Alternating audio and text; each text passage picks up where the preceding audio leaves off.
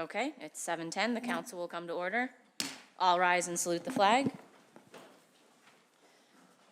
I pledge allegiance to the flag of the United States of America and to the republic for which it stands, one nation, under God, indivisible, with liberty and justice for all. Please remain standing for a moment of silence in honor of our veterans, service members, and those who have given the ultimate sacrifice.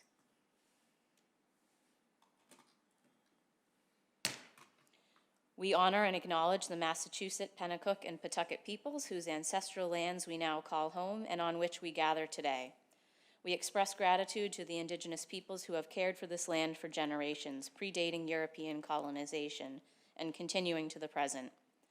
Moving forward, we are committed to ensuring that the histories, voices, and contributions of indigenous peoples are recognized and respected in the life of our city. Clerk, will you please call the roll? Oh, I'm so sorry. Councilor O'Malley. I'd like to offer another moment of silence for Alex Preddy, who was what appears to be murdered by ICE, civil federal agents. I think it is very concerning where our country is right now. And when you see Americans being murdered in the streets by the government, I think it requires all of us who have taken oaths to remember those oaths and remember that we are all neighbors and we need to protect each other. Thank you. Thank you, Councilor O'Malley.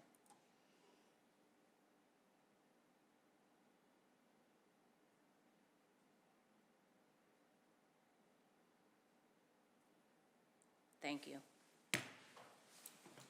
Councilor Cologne Hayes. Here. Councilor Condon. Here. Councilor Crowe. Here. Councilor Luong. Here. Councilor McDonald. Here. Councilor O'Malley.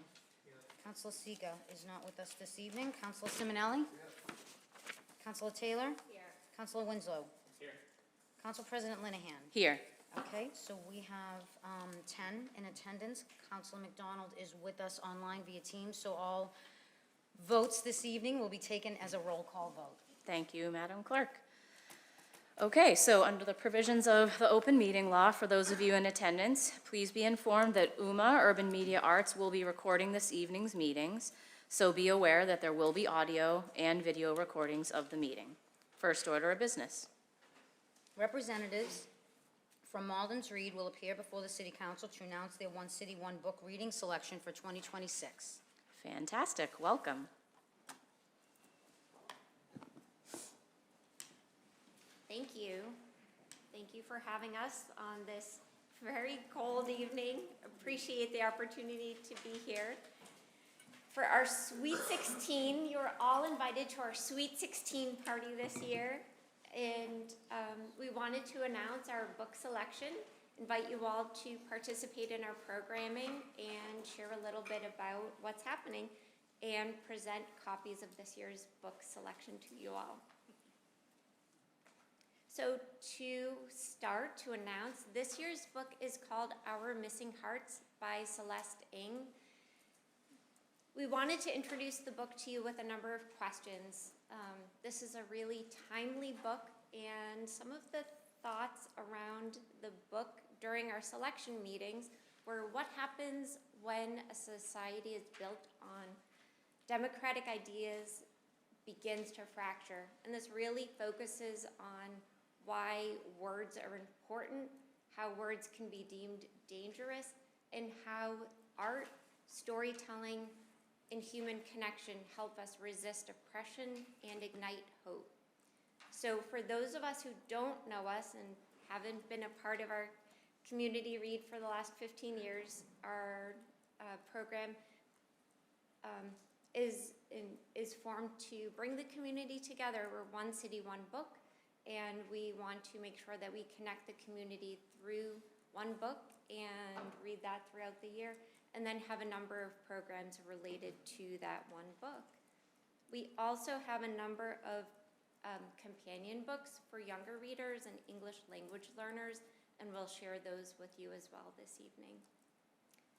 The themes from this year, after those leading questions that I started with, are focusing on civic ideals and democracy. We're really tying in with the role of the American Revolution, its 250th special anniversary, and the unique role of Malden being among the very first to break with Britain. So we're really looking at the power of community and focusing on civic engagement and thinking about revolution, one's own personal revolution, and courage and resistance.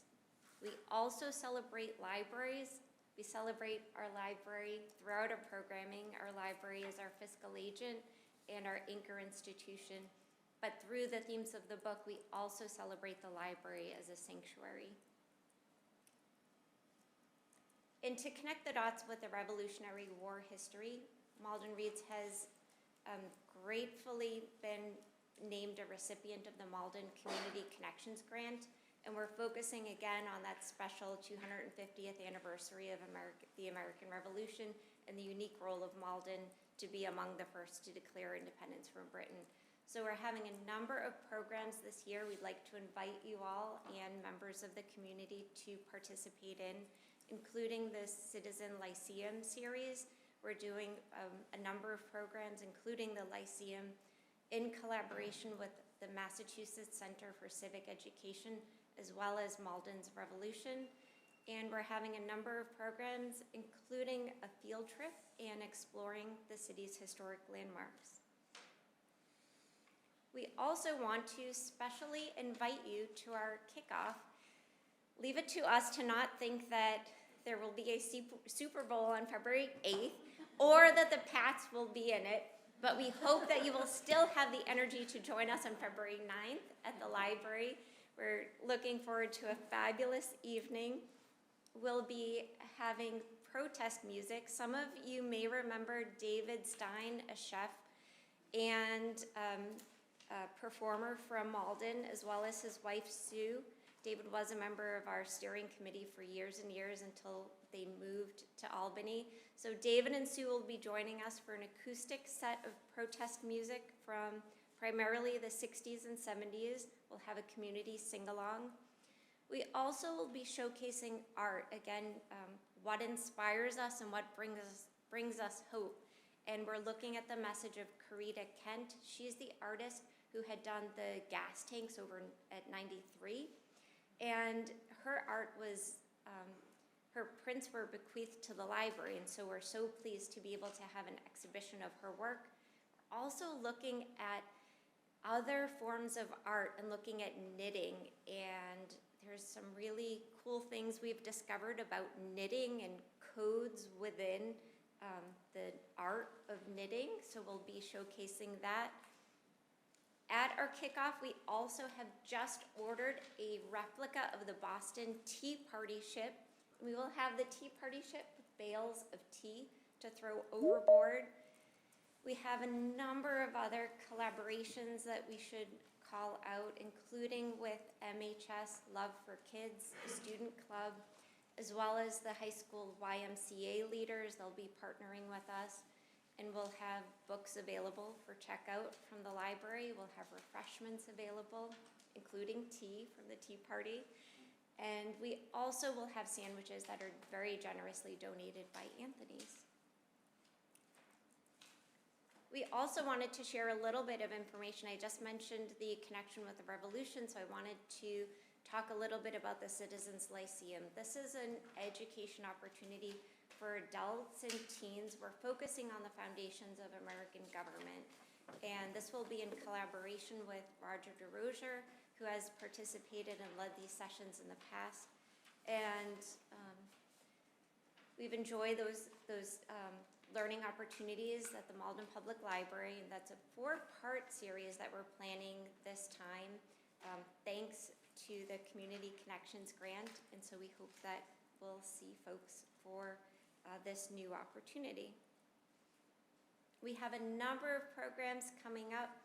A number are still in the works, so we'll say stay tuned for a number of announcements that we're not quite ready to make, but we do want to share that in March 11th, we have a mayor's book discussion. We have film screenings coming up. We'll be showing Hamilton at the library, so we're really excited about that. And we're also planning a number of programs for the schools and for kids to participate in. And we've had a mini writer's den. We've had an after-school writing program for years for the middle schoolers, and we'll be doing that again this year. And again, to connect with the themes of the book, thinking about sanctuaries and what are places of refuge, we also are thinking of the environment. So stay tuned for programming related to the environment, as well as, again, connections with the Revolutionary War, Malden's history, and other kids programming.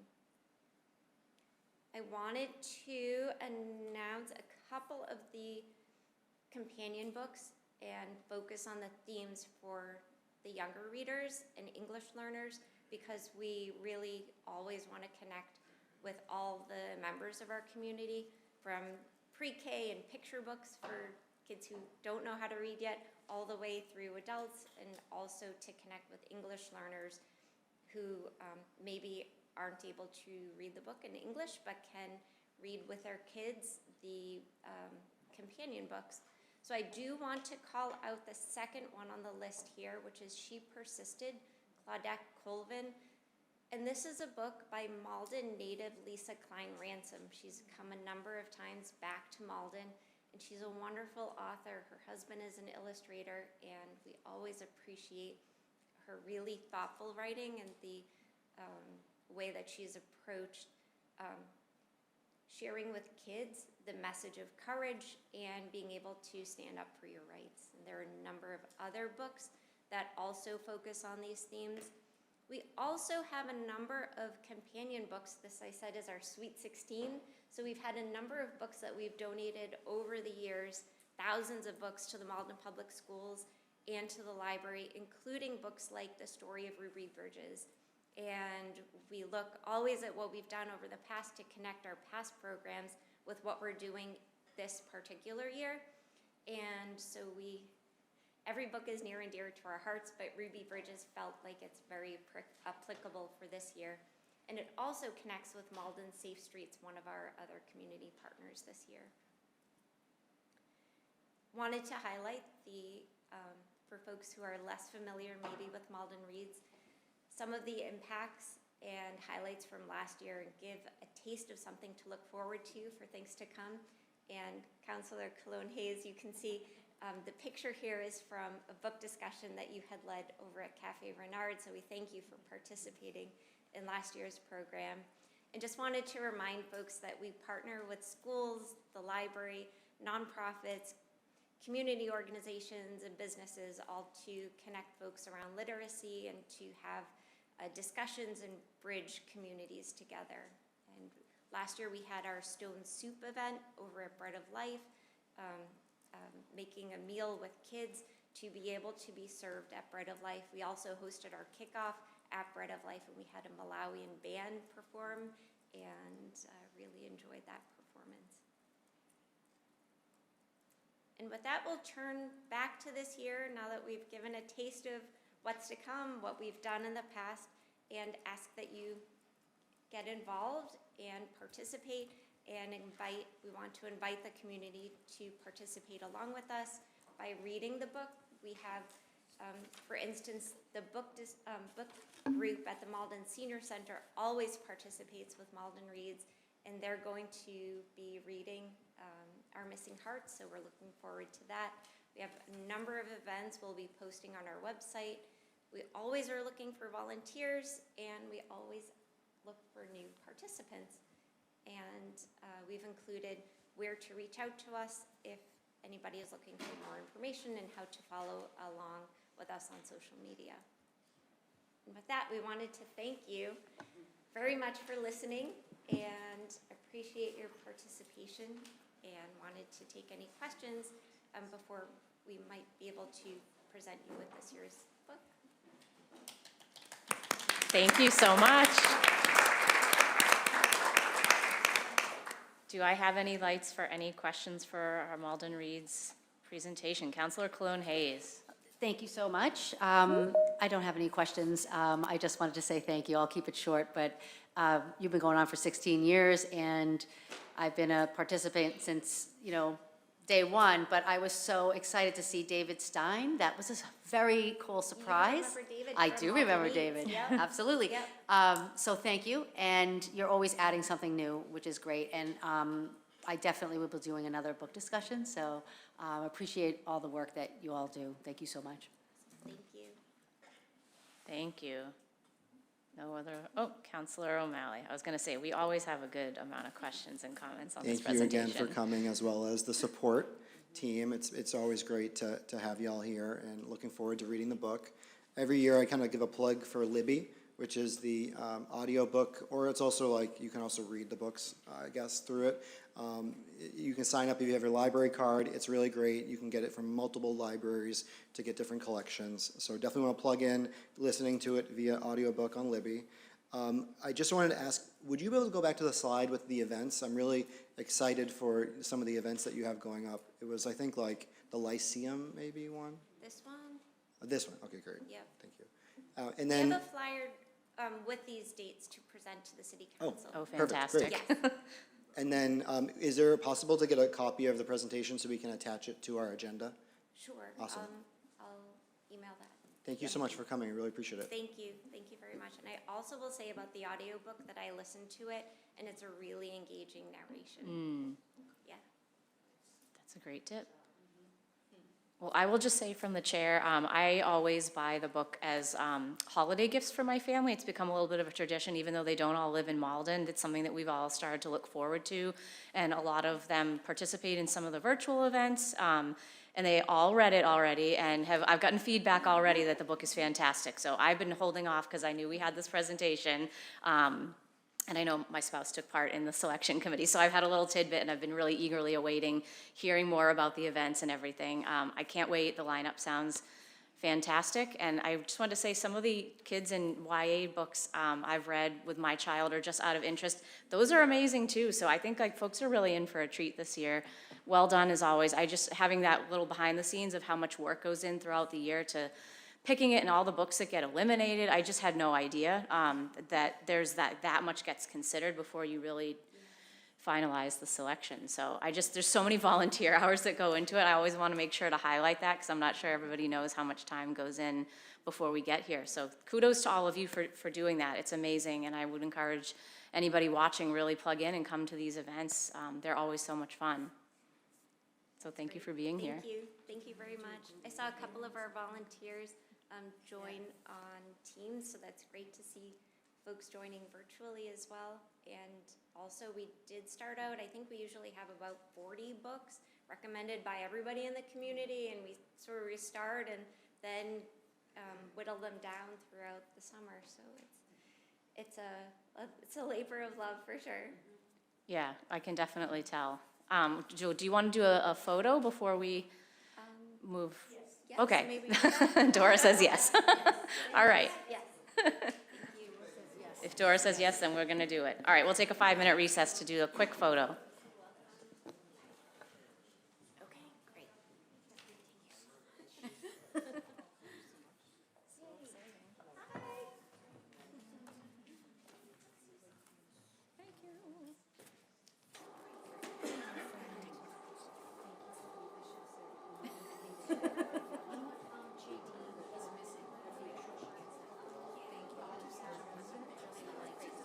Oh, sure. Oh, I love this.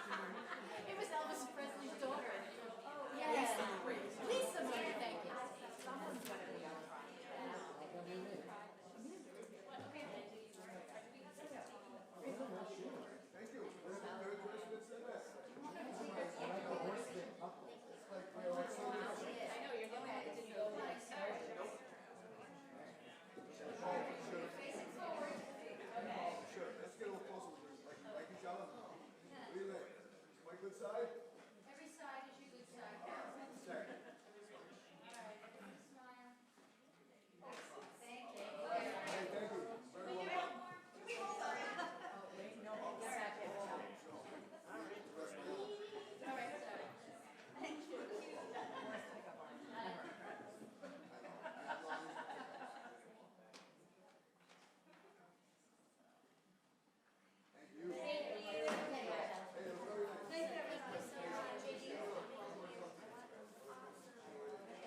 Thank you. I've heard that you're working on that.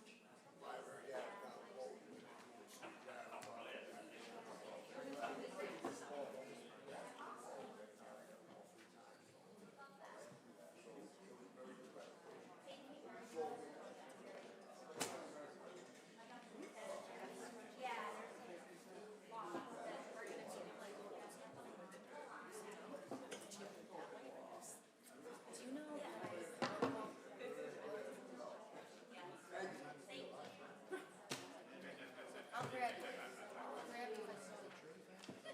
But they are dangerous. Cheers. Ready to move on? Yes, I think we're now ready to move on to our next agenda item, which is public comment. Okay, public comment is allowed under council rules. Each speaker is limited to subject matter relevant to this evening's agenda and must keep comments to 2 minutes or less. Clerk, do we have anybody signed up for public comment? We do. We have Alana Russell.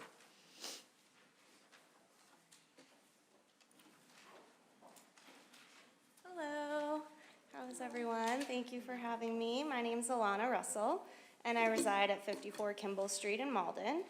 I'm just here to support the order that Carrie McDonald and Stephen Winslow have put forth, which states that as a diverse and immigrant-rich community, the limited resources of the city of Malden shall be fully dedicated to address the local needs and priorities of Malden's residents, businesses, and visitors.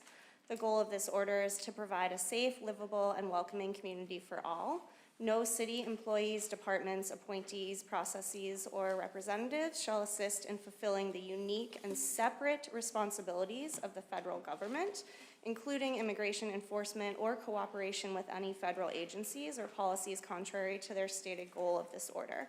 This order should be followed to the maximum extent permitted by the law, provided that it shall not require the city to break pre-existing contracts or agreements with federal entities. Malden should be a city where our immigrant and undocumented populations feel safe and supported. What's happening in our country right now with the federal agents murdering U.S. citizens on the street, citizens who are exercising their First Amendment rights to protest and stand as witness to the mistreatment of other human beings, is absolutely despicable and should be condemned. I'm proud to live in a city where we have such a diverse population and we can come together to support our neighbors during difficult times. This is a moment in history where we need to stand together against authoritarianism and the harm that the U.S. government is doing. I celebrate Councilor McDonald and Winslow and fully support the order that they've put forth and ask that the rest of the council support this order as well.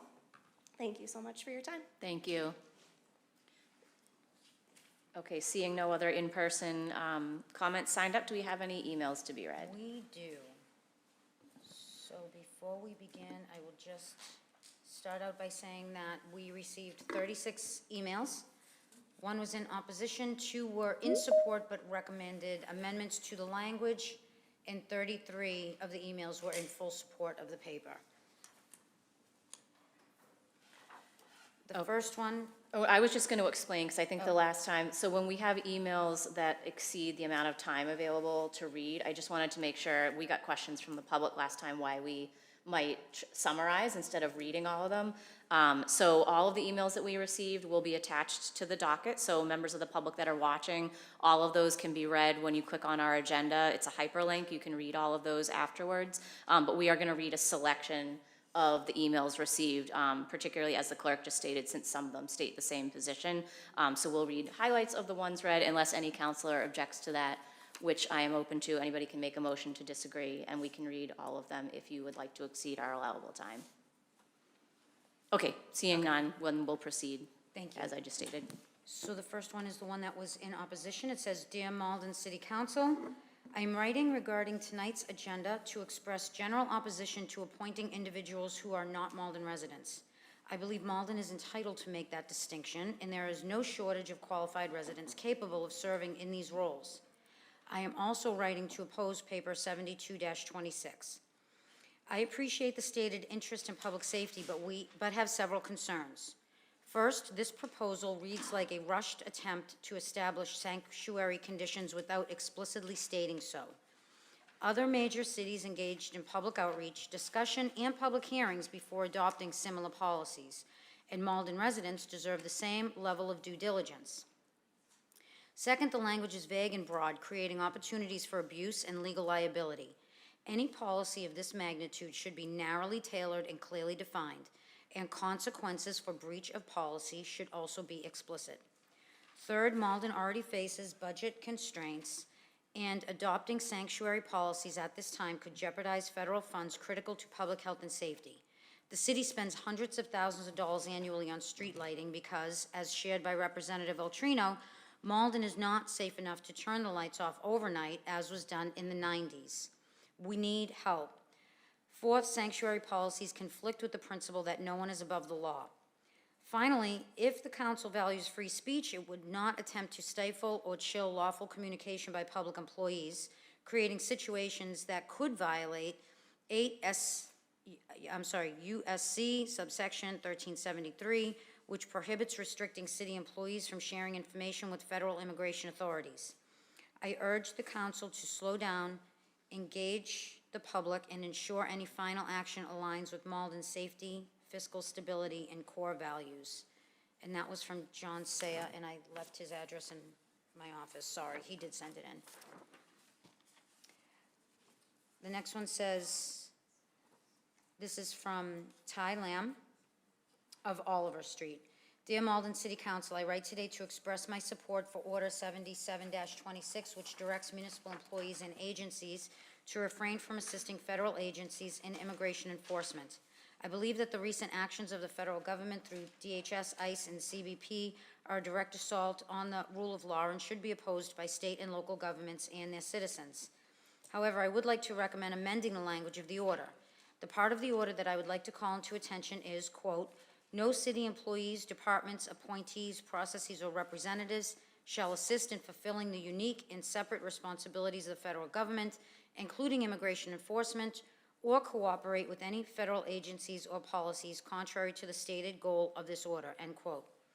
I would recommend the following, quote, no city employees, departments, appointees, processes, or representatives shall assist the Department of Homeland Security or its affiliated agencies in fulfilling the unique and separate responsibilities of the federal government for immigration enforcement, end quote.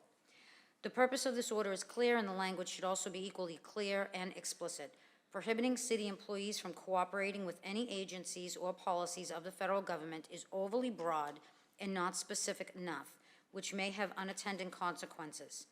This is especially true as the city manager of Cambridge and the mayor of Medford have recently laid out in their stances clearly that oppose these recent series of cruel actions by ICE and associated federal agencies. Sincerely, Ty Lamb, Oliver Street. To the members of the Malden City Council, I am writing today to express my support for Order 77-26, directing city employees and agencies to refrain from assisting federal agencies in immigration enforcement. I believe that the actions of the federal government through DHS are a direct assault on the rule of law and should be opposed by state and local governments and their citizens. However, I would recommend amending the language of the order.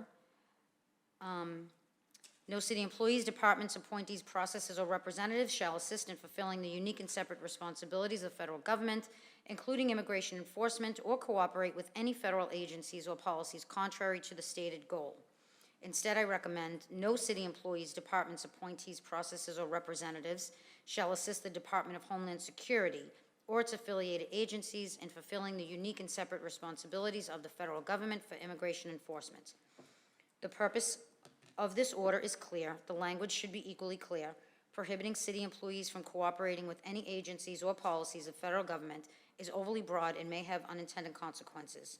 Thank you, Bob Fitzpatrick, 66 Medford Street. Dear City Councilors, I am writing to you in support of paper 72-26. And I do want to clarify that the actual paper number is 72-76. I know in the last two emails I said 77. That wasn't a mistake. It was actually a typo in the way that the constituents wrote the paper. The actual number is 72-26. This will take us one step closer to feeling that much safer in Malden. This past September, we saw how aggressive ICE treats members of our society and community who lawfully and politely follow the current and correct process through citizenship and immigration services. ICE broke Hernan Escobar's car window and tried to yank him out of the car. Hernan was abused so much that he was taken from the car on a stretcher. I am really grateful for Councilors Carrie McDonald and Stephen Winslow for sponsoring this order. I also want to extend my gratitude to Mayor Christensen for helping assist Hernan's family and our community during that unpredictable and questionable time. I know I feel much safer in Malden knowing that you all represent us and advocate for community safety when many feel basically broken-hearted. In accordance with the law and in support of paper 72-26, I am writing in support to limit cooperation between city employees and federal agents who violate the constitutional and human rights of Maldonians. Sincerely, Ali Durak, Floral Avenue. Distinguished members of the Malden City Council, I appreciate you taking the time to read this. I wanted to express my enthusiastic support for Councilor McDonald and Winslow's proposed order, 72-26, directing the city not to use any municipal resources to assist with the federal government's so-called immigration enforcement. I don't think I've ever weighed in on a public comment before. However, this issue is one of the most consequential facing the dais in the last 15 years that I've lived here. It is absolutely critical you all support this proposed order. Let me tell you why. As we've quite clearly seen, these raids are not about safety. They are about vengeance, terror, and power. There is nothing safe about an unaccountable, masked secret police going hog wild in our nation's cities. We've seen the consequences. Innocent people injured, permanently maimed, and even summarily, thank you, executed in the street. Not to mention the trauma inflicted on thousands and thousands of families and small children who have done nothing, and I repeat, nothing wrong. But here's what will contribute to public safety: reassurance that immigrants can trust our local authorities, access services, and report crimes without fear of reprisal or deportation. This order will send a clear message that the city will not assist in these criminal acts by the federal government and protect its citizens from the harm the bad actors intend to inflict upon them. It's been a long, strange few years, but make no mistakes, this is an inflection point. This is the time to act. Malden has a storied history standing up for what's right when it comes to inflection points. The distinction of being the first city to endorse the Declaration of Independence comes to mind. At the risk of sounding too highfalutin, I hope the City Council will exercise the same sense of historic responsibility now that our forefathers had then. Please support this order. Thank you. Chris Caesar, 34 Main Street. I am writing in strong support of paper 72-26. I am a 48-year-old white woman and a Malden resident of nearly 15 years. I have benefited from systems that were not designed to harm me, and that really gives me a responsibility to, and that reality gives me a responsibility to speak clearly when those systems are used to harm others. Malden is an immigrant city. Our neighbors, co-workers, classmates, and friends are immigrants, and the safety of our city depends on trust, not fear. When local government is pressured into acting as an extension of federal immigration enforcement, that trust is destroyed. People stop seeking help, families withdraw, everyone is made less safe. This order affirms that Malden's limited resources belong to Malden's people. It draws a necessary line against anti-immigrant, authoritarian federal agenda that prioritizes punishment over humanity and undermines local self-governance. This is not a symbolic gesture. It is a moral and practical commitment to dignity, safety, and community care. I urge the City Council to pass paper 72-26 and make clear Malden is a place where people belong, are protected, and are not used as political targets. Thank you. Tasha Baklowski, 78 Bowers Avenue.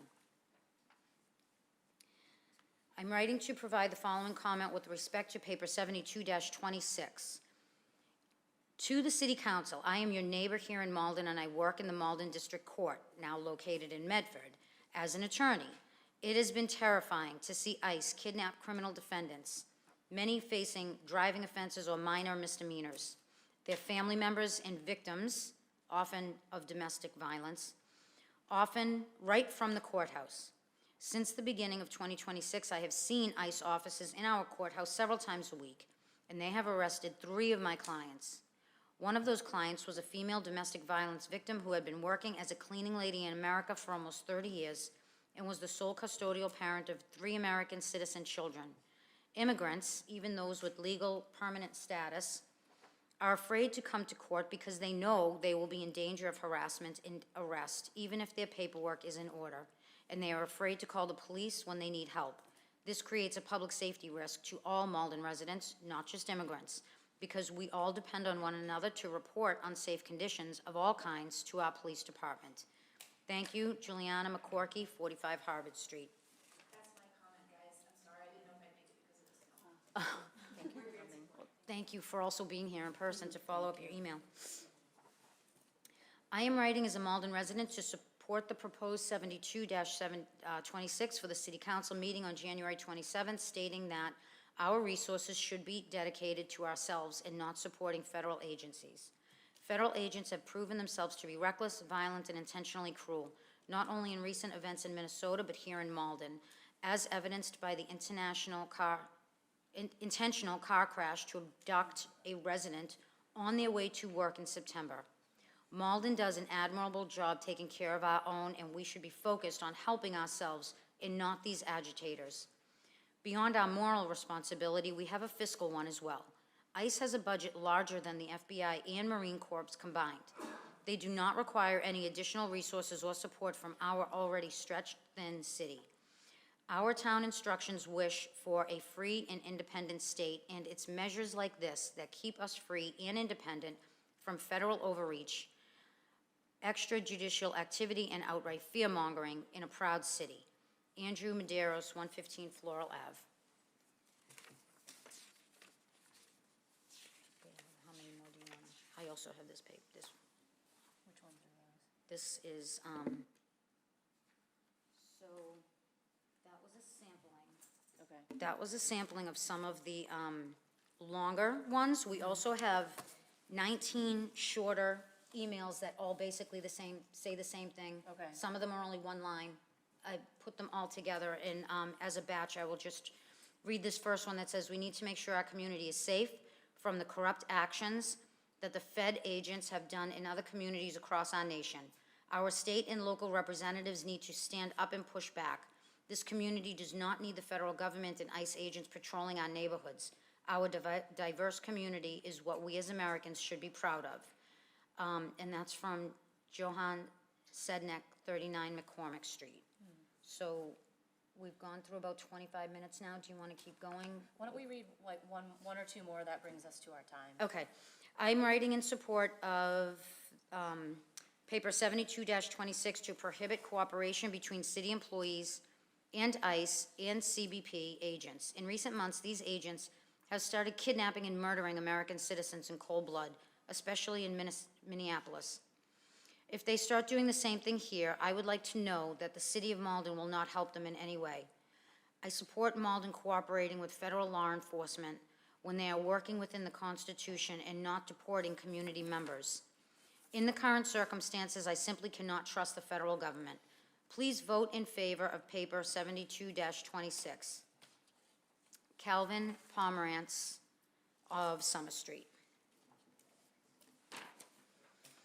My name is Anna Jeffrey, and I live at 28 Waite Street in Malden. I have called Malden my home for 16 years now.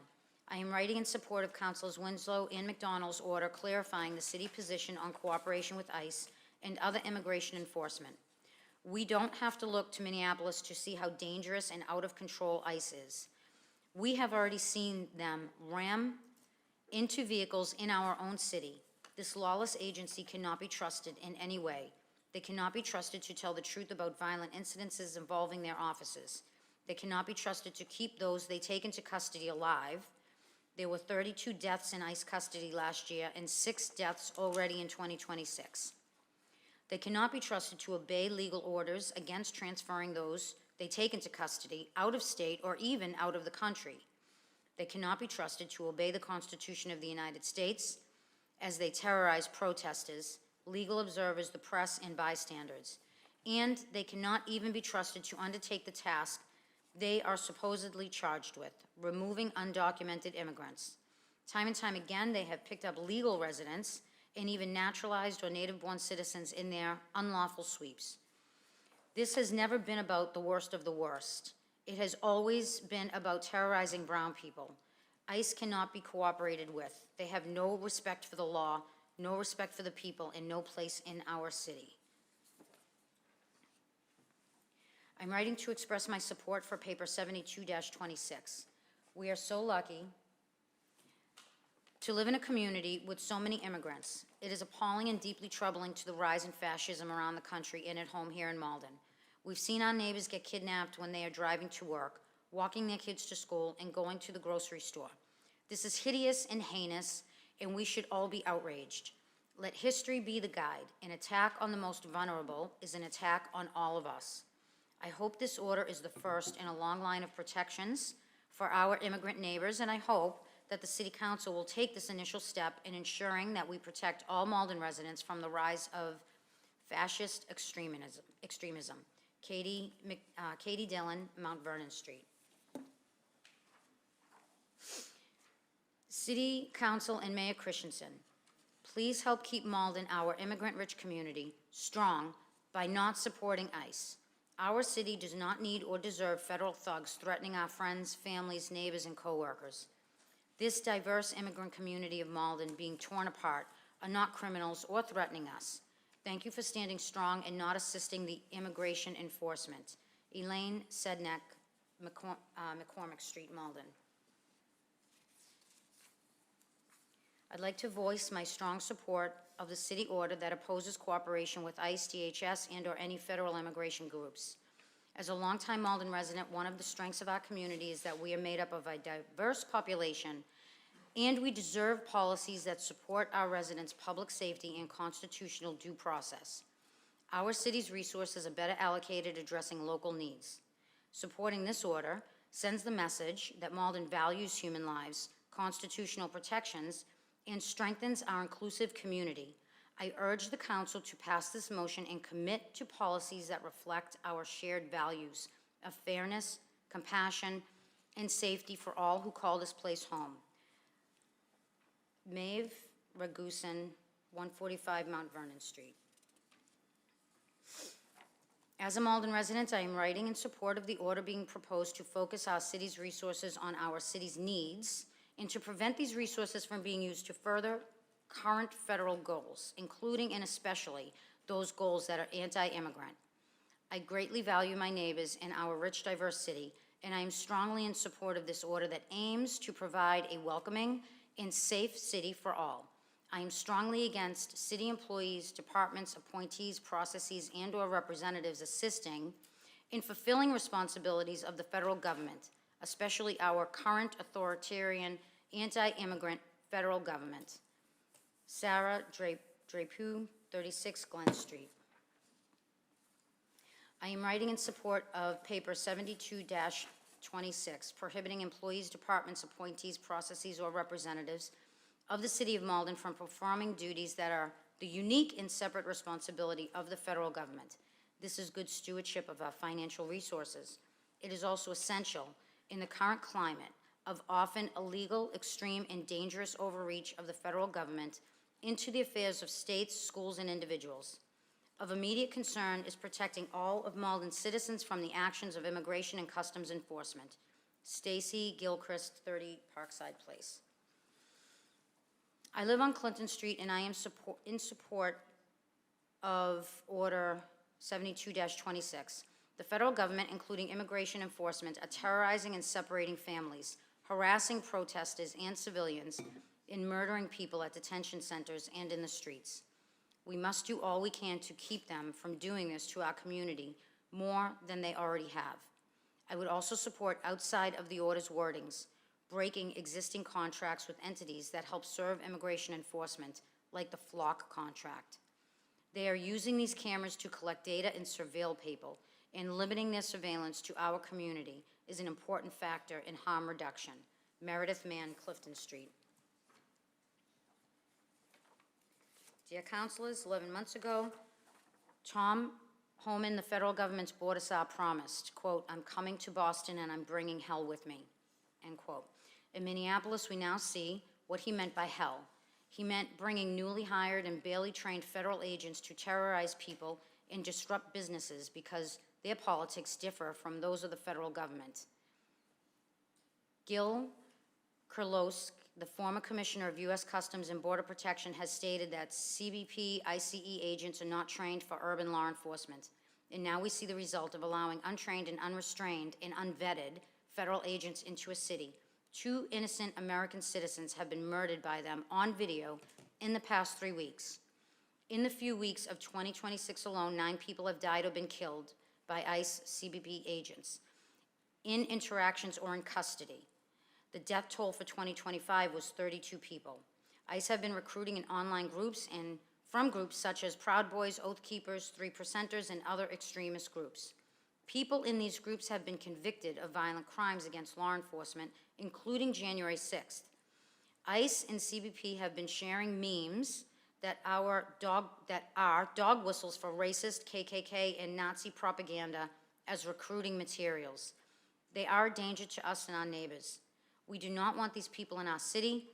We have our own real law enforcement who do not hide their identities, who are trained to work here, and who are our neighbors. We all know that when Tom Homan said he was going to bring hell to Boston, he did not mean it would be inside the confines of the municipal boundaries of the city of Boston. We all know that he was referring to the greater Boston metro area, including Malden. Please do all you can to protect your constituents and your neighbors. Please vote to keep hell out of Malden. And this is from Patrick Hogan, 184 Adams Street. Does that conclude our emails? Thank you so much for reading all those, Madam Clerk. And before we move on to our next order of business, just since I know some folks are here for this agenda item, we do have about 1 more page of kind of regular council business to get through before we discuss this, so you're welcome to stay. We'll make sure to get through our other items as quickly as we can, so if you'd like to stay for that, please do. And I expect we'll be getting to discuss that pretty quickly. Councilor O'Malley? I would like to request that the chair take that matter out of order so that we can just dispose of it quickly. Otherwise, I could make a motion if you'd prefer. Okay, is there any disagreement on that? I'm fine to take it out of order. Or do you need a minute? Are you Nope, okay? I'm good. Okay. Thank you. Okay, so we will take paper It's page 5, Page 5. 72-26. 72-26 as our next order of business. Order that, as a diverse and immigrant-rich community, the limited resources of the city of Malden shall be fully dedicated to address the local needs and priorities of Malden's residents, businesses, and visitors. The goal of this order is to provide for a safe, livable, and welcoming community for all. No city employees, departments, appointees, processes, or representatives shall assist in fulfilling the unique and separate responsibilities of the federal government, including immigration enforcement, or cooperate with any federal agencies or policies contrary to the stated goal of this order. This order shall be followed to the maximum extent permitted by law, provided that it shall not require the city to break pre-existing contracts or agreements with federal entities. And the sponsors on this paper were Councilor McDonald and Winslow. Okay, Councilor McDonald, are you able to unmute yourself? I sure am. Can you Okay, hear you me? have the floor. Yes, we can hear you. Well, thank you so much, Council President. And I just want to thank all of the community members who submitted public comments about this. And I have to say that I don't think there was, that isn't representative of any particular amount of pre-existing work on this, as much to say this is a issue that is front and center for our community right now. And we are all watching with horror as we watch these just awful images from Minneapolis. And just speaking personally as someone who has friends on the ground there, it is unthinkable. And yet I want to be clear that this order is not about Minneapolis. It's about Malden. And that deportations, arrests, family separations are happening in our community. They're happening right now. And a couple of the commenters referenced this. But they're happening in courthouses. It's happening in hospitals. I witnessed a deportation arrest on my street that was a parent taking their kid to school, and they arrested the parent. And that is that's the reality of what's been happening in Malden for some time.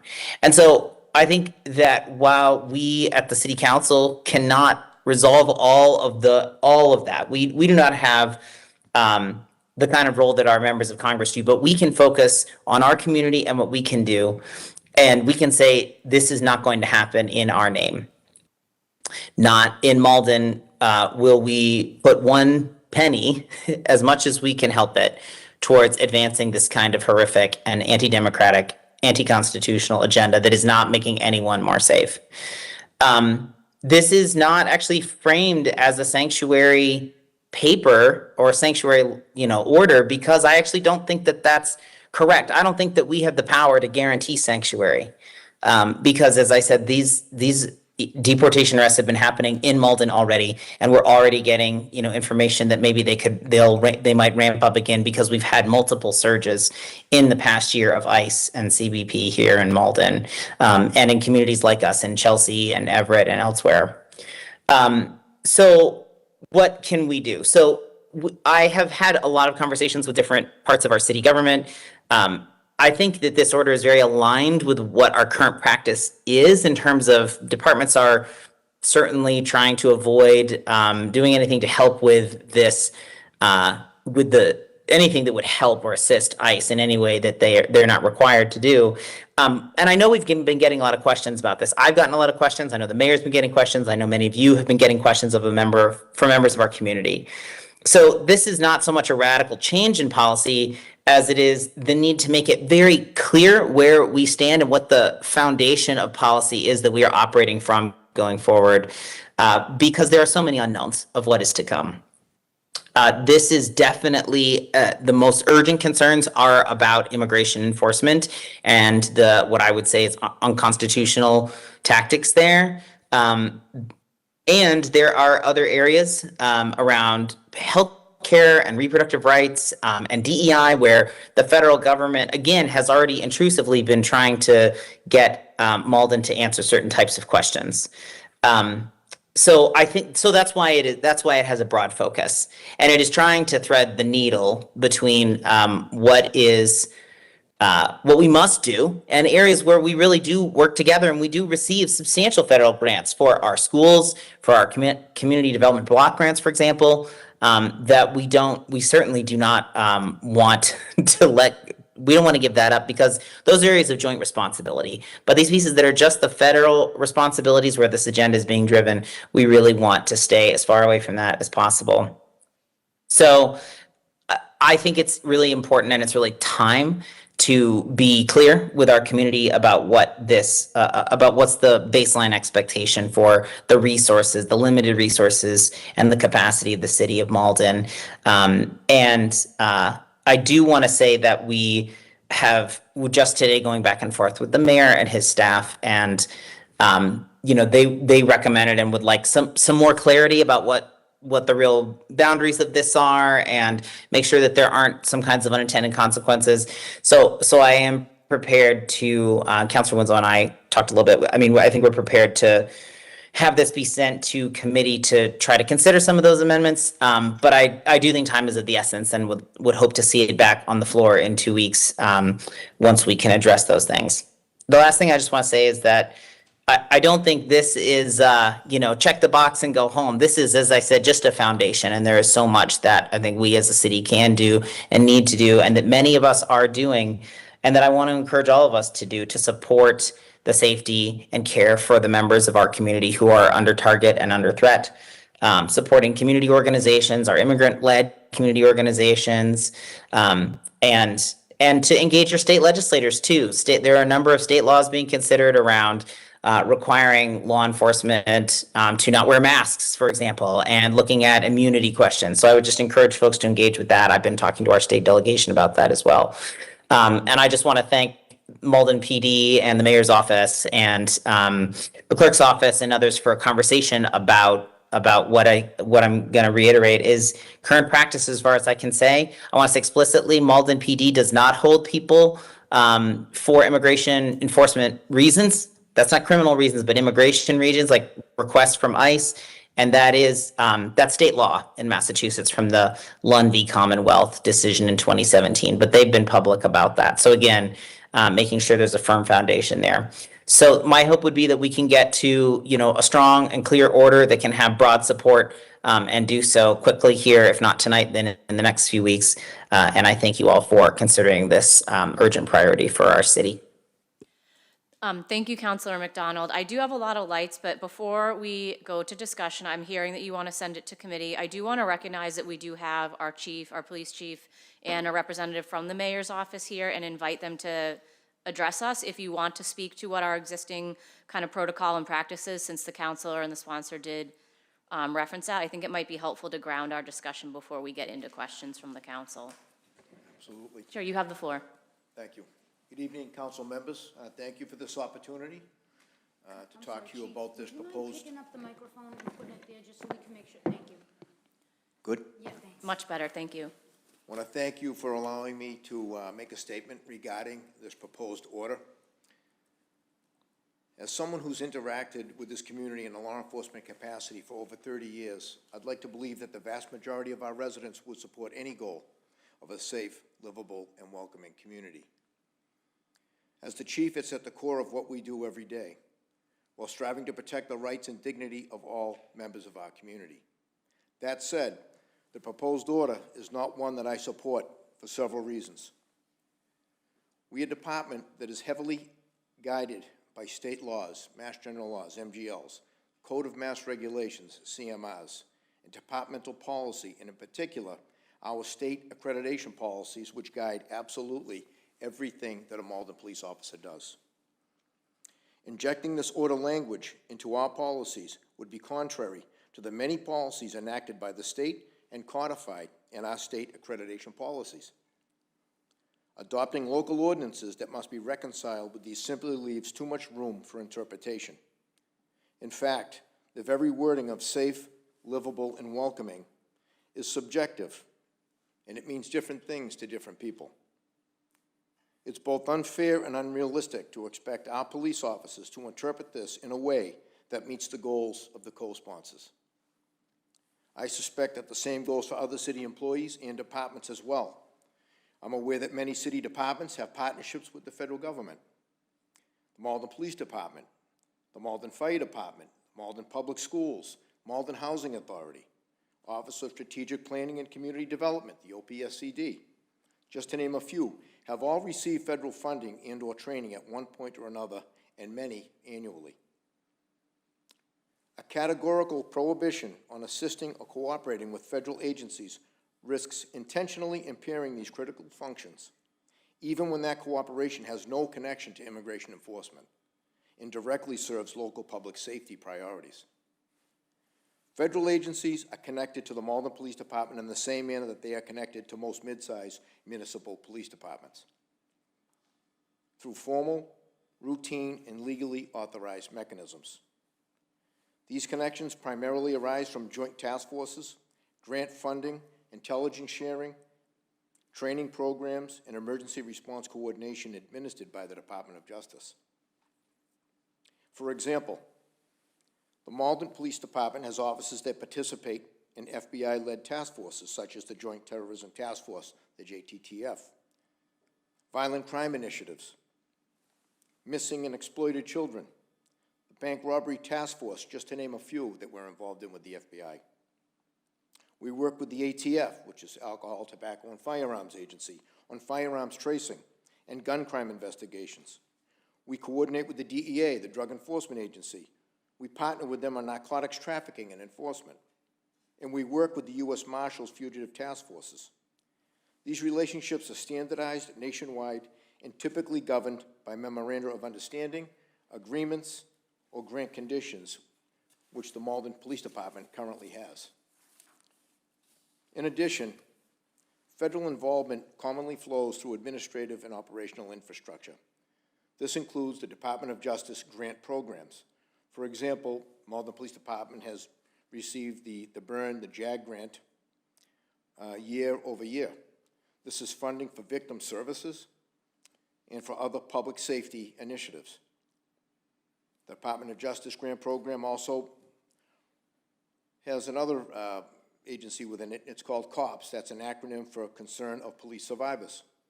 You all remember Sergeant Michael Giordano, a member of the Malden Police Department for years. He died of COVID while serving the city, and he more than likely contracted that while he was working. COPS was able to reinforce, give this family financial relief at probably the worst financial time in their lives. We also get access to federal databases and intelligence products through regional fusion centers. In our case, the Commonwealth Fusion Center, which is tied in with the Boston Regional Intelligence Center. The Commonwealth Fusion Center is connected with every federal law enforcement agency that you could think of. FEMA is tied in with MEMA, which FEMA is the Federal Emergency Management Agency. They connect with Massachusetts Emergency Management in major disasters. The Department of Justice federally provided training through institutions like federal law enforcement training centers, and to us in law enforcement circles, we all know this to be FLETC, F-L-E-T-C, or the FBI National Academy, which I graduated from in 2006 after spending 3 months down in Quantico, Virginia. None of these connections are unique to Malden. These are connections available to all municipalities across the country. This is a standard policing model in which municipal departments are integrated into a multi-layered federal, state, and local law enforcement system. These connections are ordinary, and they're policy-driven. To sever our ties to these critical federal partnerships would be completely irresponsible and would undoubtedly place our community in the dark, out of touch, and in danger. Information is the lifeblood that ensures a safe, livable, and welcoming community. Contrary to the goals stated in the order, it's important to understand that police officers are not situated in the same way as other municipal employees or departments. By the very nature of our profession, local law enforcement agencies such as ours are inextricably connected to a wide range of state and federal law enforcement partners. These relationships are not discretionary, and they're certainly not political. They're rooted in statutory obligations, court orders, task force participation, information sharing requirements, and long-standing public safety mechanisms. Many of these communications occur through mandatory reporting channels that exist specifically to safeguard our local community from serious crime, violence, terrorism, human trafficking, narcotics distribution, and other serious threats. A blank statement, and I quote, "No city employee shall assist in fulfilling the unique and separate responsibilities of the federal government," end quote, is excessive and risks undermining legitimate, necessary public safety functions. This approach, to me, reflects a reaction to a complex and problematic national issue rather than the operational realities of local policing. Effective public safety requires limited, purposeful communication with federal partners when it directly advances the protection of the city of Malden. It needs to be free to be accomplished without any subjective set of goals. While the proposal states that the order, and I quote, "shall not require the city to break pre-existing contracts or agreements with federal entities," end quote, this appears intended to mitigate risk. It introduces significant confusion and operational challenges. The term pre-existing is inherently subjective, and in this case is undefined. This creates uncertainty as to which agreements are covered, how long they are covered, how they are interpreted, and who determines whether the given activity falls within or outside the scope of the protected agreement. More importantly, the language would prohibit the city, and by extension, the Malden Police Department, from entering into any future contracts, expired contracts, memoranda of understanding, task force agreements, or grant-related arrangements with federal agencies, regardless of their purpose or benefit to this community. This could effectively freeze the Malden Police Department's ability to adapt to emerging public safety needs, access federal resources, or participate in lawful cooperative efforts that are routine for local police departments. I'm going to provide you with a couple of examples, and I'm sure that you're going to be aware of at least one of these. One of them involved white-collar crime. Just a few years ago, the city's IT system was hacked. Through no fault of anybody here in the city, these were professionals. Through a partnership with the United States Secret Service, with whom we have no existing contract or agreement, we called them. They came here instantly, without question, and through their specific expertise, mitigated what could have been a catastrophic release of information. My point is that if this order was in place at that time, reaching out and contacting the Secret Service would have been a violation of the order. This makes no sense for the city. In another disturbing case, there was a recent press release by the United States Attorney's Office, District of Massachusetts. The headline read, quote, "New York man convicted of sex trafficking a minor and forced labor," end quote.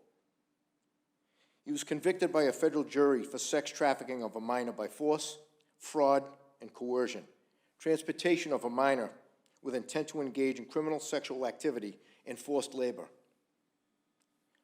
No verdict can replace the pain, the suffering, and the lifelong trauma for that victim. But the perpetrator will be incarcerated for years and unable to reoffend. And I mention this case because the young child was a Malden resident.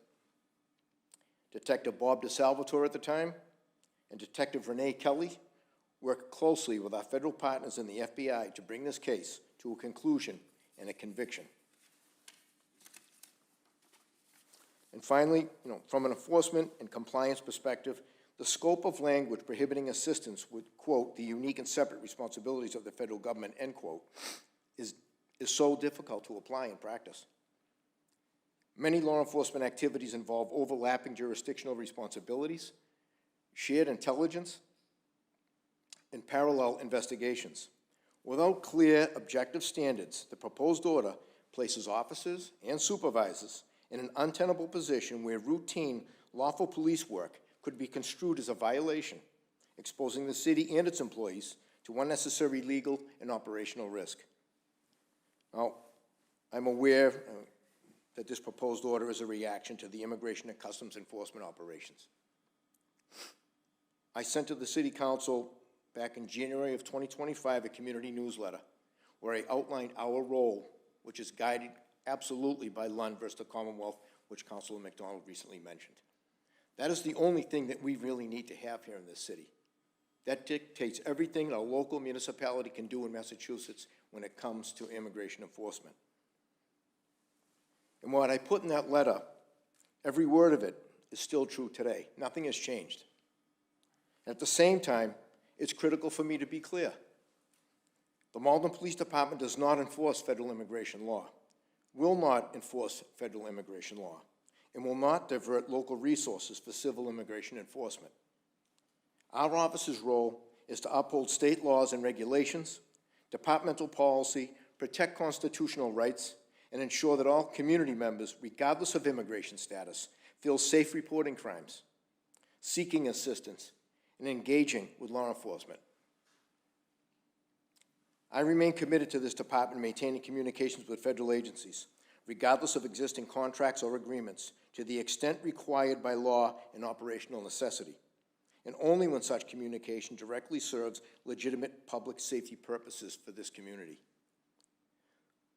This allows us to safeguard the rights of all of our community members, preserve the trust between the police and the public, and continue to fill our sworn duty to protect the city of Malden. In closing, as the Chief of Police being charged with the responsibility of our community safety, I respectfully ask the Council not to support this unenforceable proposed order. In my opinion, it does not make the city of Malden any safer. Thank you. Thank you, Chief. I think as we have more discussion, I'm sure there may be questions. If you wouldn't mind if we call you back up, I appreciate it.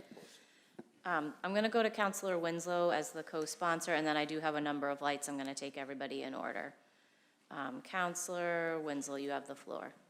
No, Chief, thank you for your very direct and statement, and we definitely need to look at that memo or whatever, and that's why Counselor McDonald and I really do want to make sure we pause and think about this carefully. I mean, we know we have a government system of federal laws, state and local laws, and it's sort of a tiered approach, and you know, it's a strength of our system to have multiple levels of government, but as we see, it's a challenge when the leadership of the federal government is, you know, directing things that are difficult. And that's really, you know, when we talk about, you know, think about Malden and 250 years ago, what we faced as a community, and having then our government sending troops into nearby cities and towns, shooting, you know, our neighbors. That's really why we came up and spoke and supported the instructions. So I just want to read a little bit. So 250 years ago, just coming up in May, this is what Malden residents said about what was happening then. They spoke out against a king who undertook a frantic policy of administration and sent troops and warships intended to awe us into submission and erect a system of despotism in America, and called for their representatives to establish an American republic, since they would never be willingly subject to any other king. And, you know, since Councilor McDonald and I introduced this, events in Minneapolis have even become more horrific. You know, really the public execution of Alex Preddy, an ICU nurse helping our veterans, just working, being present to document these things. So, so that's really, we're facing some of the same dilemma Maldonians faced 250 years ago. And I say even my family was in Massachusetts, down in Marshfield, and they faced that same dilemma, being torn both ways. It's not easy, and so we, you know, that's really one basis. We have to be concerned because, you know, despotism can move stealthily, and it's a disrespect for law and order, and it's an authoritarianism really means, as we had a king, we back in 250 years ago said we will stand up to the authority of an individual who's not respecting our lives, liberty, and property, and we have to be ready as a community if that's what continues to happen. You know, the Minneapolis massacre that happened this Saturday and before was just like we had the Boston massacre a few years before our revolution. So we have to be aware of that. This is difficult times, but I do appreciate that our nation has come 250 years and developed a very complicated set of law and federal superiority. But we, as a local government, 250 years ago faced that. And, you know, we fought for rights to speak up, to not have troops in our homes and invading our homes and that type of thing. So just as ICE is making unwarranted searches. So we have to be ready as a community to talk about that. And, you know, over the past 250 years, we have welcomed people of many different faiths, cultures, and ethnicities, and they established homes, businesses, and places of worship here. And that served as the foundation for nurturing the success of future generations that make up our diverse and thriving Malden we know today. And as the case has been, many Malden families are multi-generational, with heads of household, older and younger relatives who may be citizens by birth or naturalization, permanent non-residents, and others seeking or hoping to become residents. I just happened to come across our 1939 poll book which listed, every resident. It's interesting that they listed not only voting people, but people who had come from other countries. So you see the multi-generational families. The Condons were in there, the Chabelis. Our community has been, for 250 years, a community where we have people born and natural-born citizens, as well as people coming from other countries. So to face a federal government that is working to break that is breaking Malden, and we have to stand for the community we are. And then, I have to appreciate the work of Councilor McDonald and the chief and Maria Louise. We had, all the work of our, police, task force and looking at our use of force policy. And I came to respect so much what our Malden police do in terms of keeping this diverse community safe. And I tell people that the police department is a shining example of how to make a community as diverse and complicated as Malden be safe and work for everybody. And we have to stand as a community in the face of what's going on in the nation to say, Malden is the example of what we want to follow, and what our police are doing is the model that the ICE should be doing. I'm sure, Chief, you, and all you officers who saw that video from Minneapolis, that was nothing that would ever happen by a Malden police officer. That is the pitiful thing that we face. And we don't, whatever we do, we don't want that happening in here. And we don't want to put you in that tough situation of seeing people with badges doing something that's against everything you stand for. So we stand with you and we will work with you. And that really, the observation, experience, research, and community input that establishes those policies and practices of the police. And that developed that trust between municipal officials and communities and focuses our limited resources on safety and free movement of our diverse mix of population who live, work, study, shop, and worship here. That's what we need to stand for and we need to work together on. So that's really what I, thought of when Councilor McDonald, really approached me on this. And I think that's something we do have to, this statement should be about sending the message to our residents and out to people, just like we did at a state and federal level, that the direction the state and federal level need to be going is the way we've been doing this for the past 250 years and not the way it's been happening this past year and month or whatever. So that's really what I'm here for, and I do appreciate and everything the police do, and we do want to work that way, but let's make sure we make that statement the same way Malden stood up 250 years ago, that we oppose frantic policies of administration that are arbitrary and are not in the best interests of our community and the life, liberty, and property that is important to build a strong community. Thank you. Thank you, Councilor Winslow. I'm going to next go to Councilor Taylor. Thank you. So I had originally put my light on for a friendly amendment because I appreciate all the work that went into this and all the work that our police have done. And I know the mayor recently signed on to the amicus brief and also issued a statement. And I think it's important that we as a city, all the leaders, with the police, with what they've been doing, their policies, the procedures that they follow, with what the mayor has signed on to, that we do stand in solidarity together and say something together. But I did think it was important to really narrow it down and specify that as more of a statement of support for the community and for abiding by the procedures, as I said, that are already in place and being followed, to kind of bring that together. So if this is going to a committee, I guess originally I was gonna do a friendly amendment, but if we're sending this to committee, I'm also fine with that. So maybe I'll wait and hear what other folks have to say, but I would like it to be a strong statement of solidarity, all of us together, working together, because I feel that is gonna make the biggest impact for our residents and neighbors. Thank you, Councilor Taylor. Next, I have Councilor Simonelli. Thank you, Madam President. Well, I would just like to recommend that I'll make a motion to put this into the Public Safety Committee.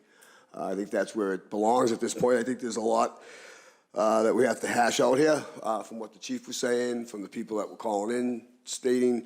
I think people right now are generally nervous and scared in society today, the way things are going.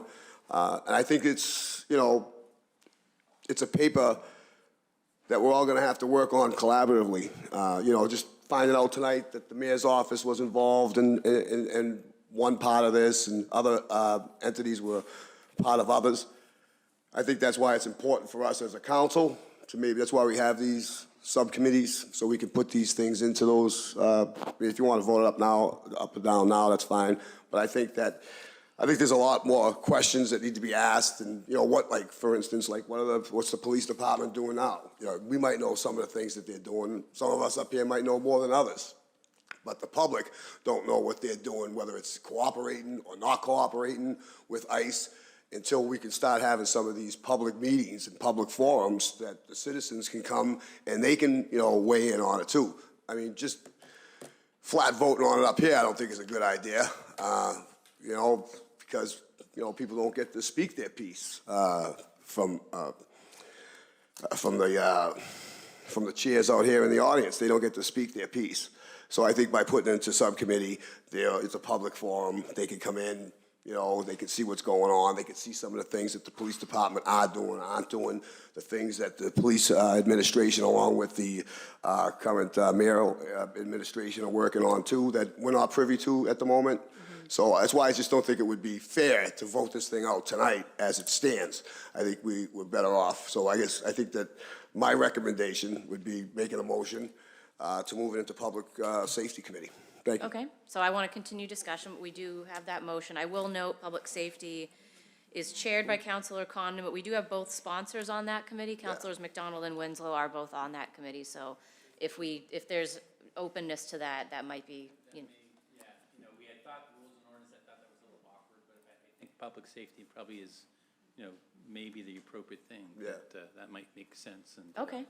you know, I just think there's a lot more you got to hash out. with the elderly statesmanship of Mr. Condon will be appreciated, and and the input from Councilor Seek and Councilor Simonelli will be appreciated Okay. as well. So, yeah.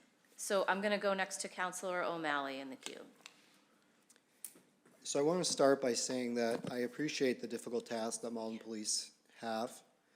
And I also believe that that task is being made so much more difficult by the actions of untrained ICE agents who are making our nation and our community less safe. I know that our chief and the department have done a lot of groundwork to improve the relationship between law enforcement and the community. And to see these amateurs undo and tear down so much effort is really a shame. I approached this as, you know, a descendant of immigrants who need not apply, who came without papers, and I truly believe that history will view what is happening in Minnesota the way we remember the Boston Massacre. It's that big a deal for people. And our public safety officials, whether it's the police, our DAs like Marion Ryan, our Attorney General Andrea Campbell, we all need to remember our oaths. And I remember my oath, and I want to make sure that if a surge comes to Boston, there is no second Boston Massacre. We cannot have that.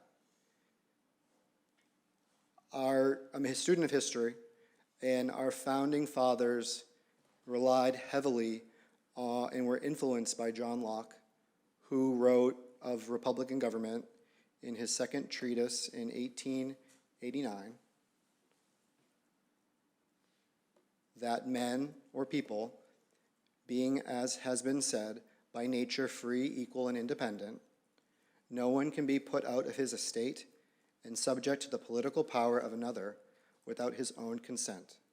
the only way whereby one divests himself of his natural liberty and puts on the bonds of civil society is by agreeing with other men or people to join and unite in a community for their comfortable, safe, and peaceful living, one amongst another, in a secure enjoyment of their properties and a greater security against any that are not of it.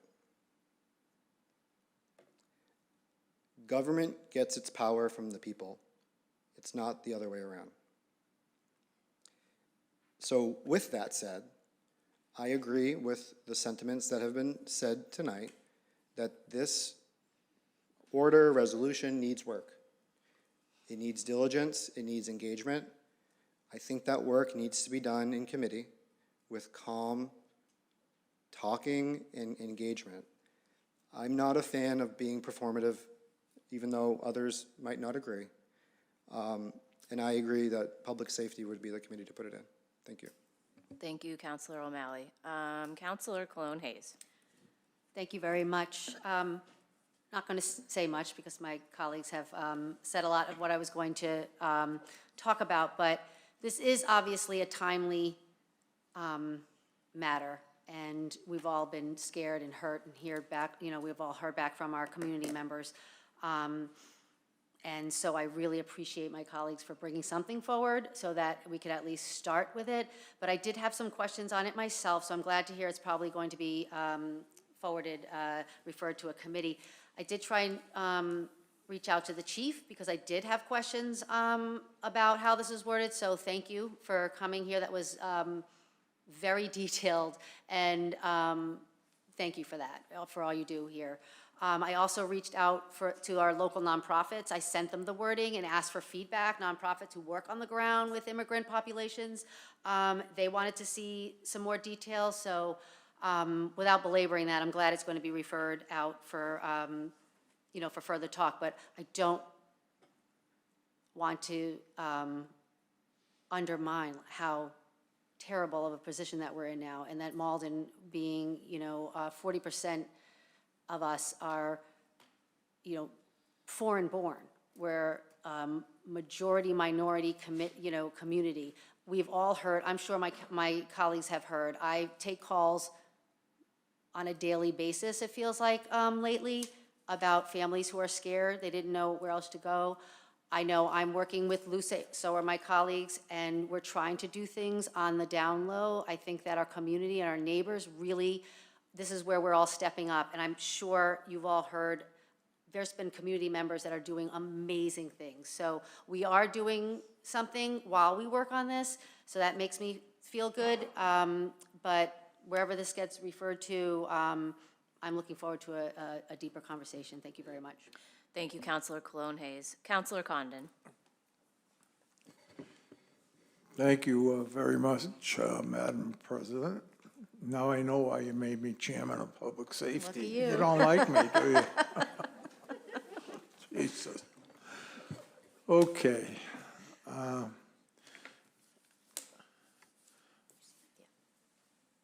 It was well-written on both sides.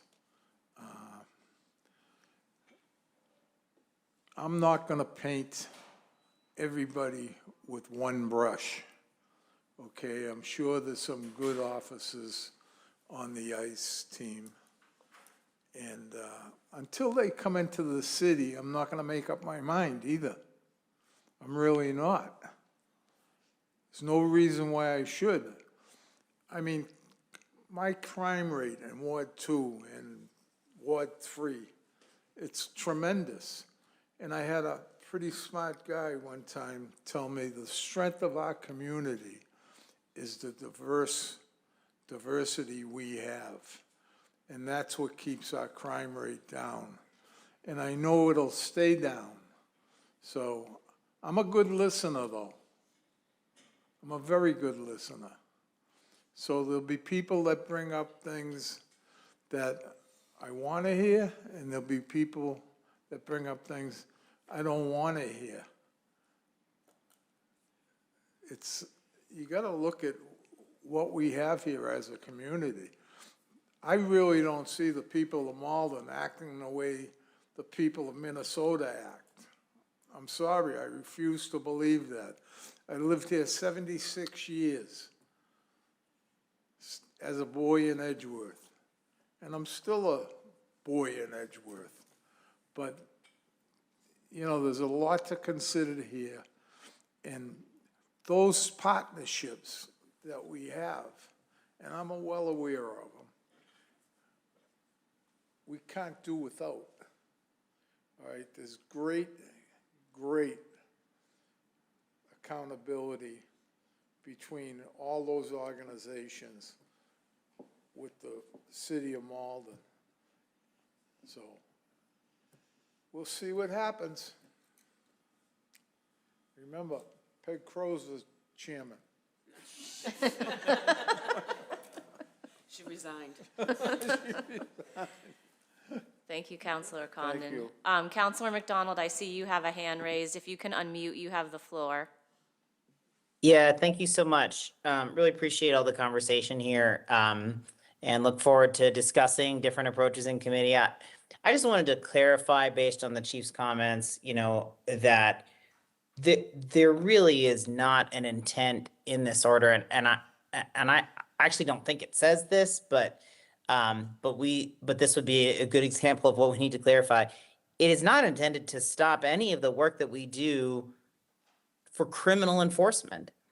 Any of the good work that the Malden PD does, any of the investigations that are there, that's not really, that isn't the intent. And again, that's not how I would interpret it, but I understand the need to clarify that. So that's why I support sending it to committee. But I just wanted to note in some of the examples provided there, from the chief, and I do appreciate you taking the time, chief, to come down and talk with us. And I'd be happy to chat with you by phone more about this to see if we can figure out how to say what. I don't actually think we're that far apart in a lot of these things. I think we just got to figure out how to say it clearly and not say things that we're not trying to say, which is the art of the writing. So I take no great pride in, I'm not married to any particular wording here.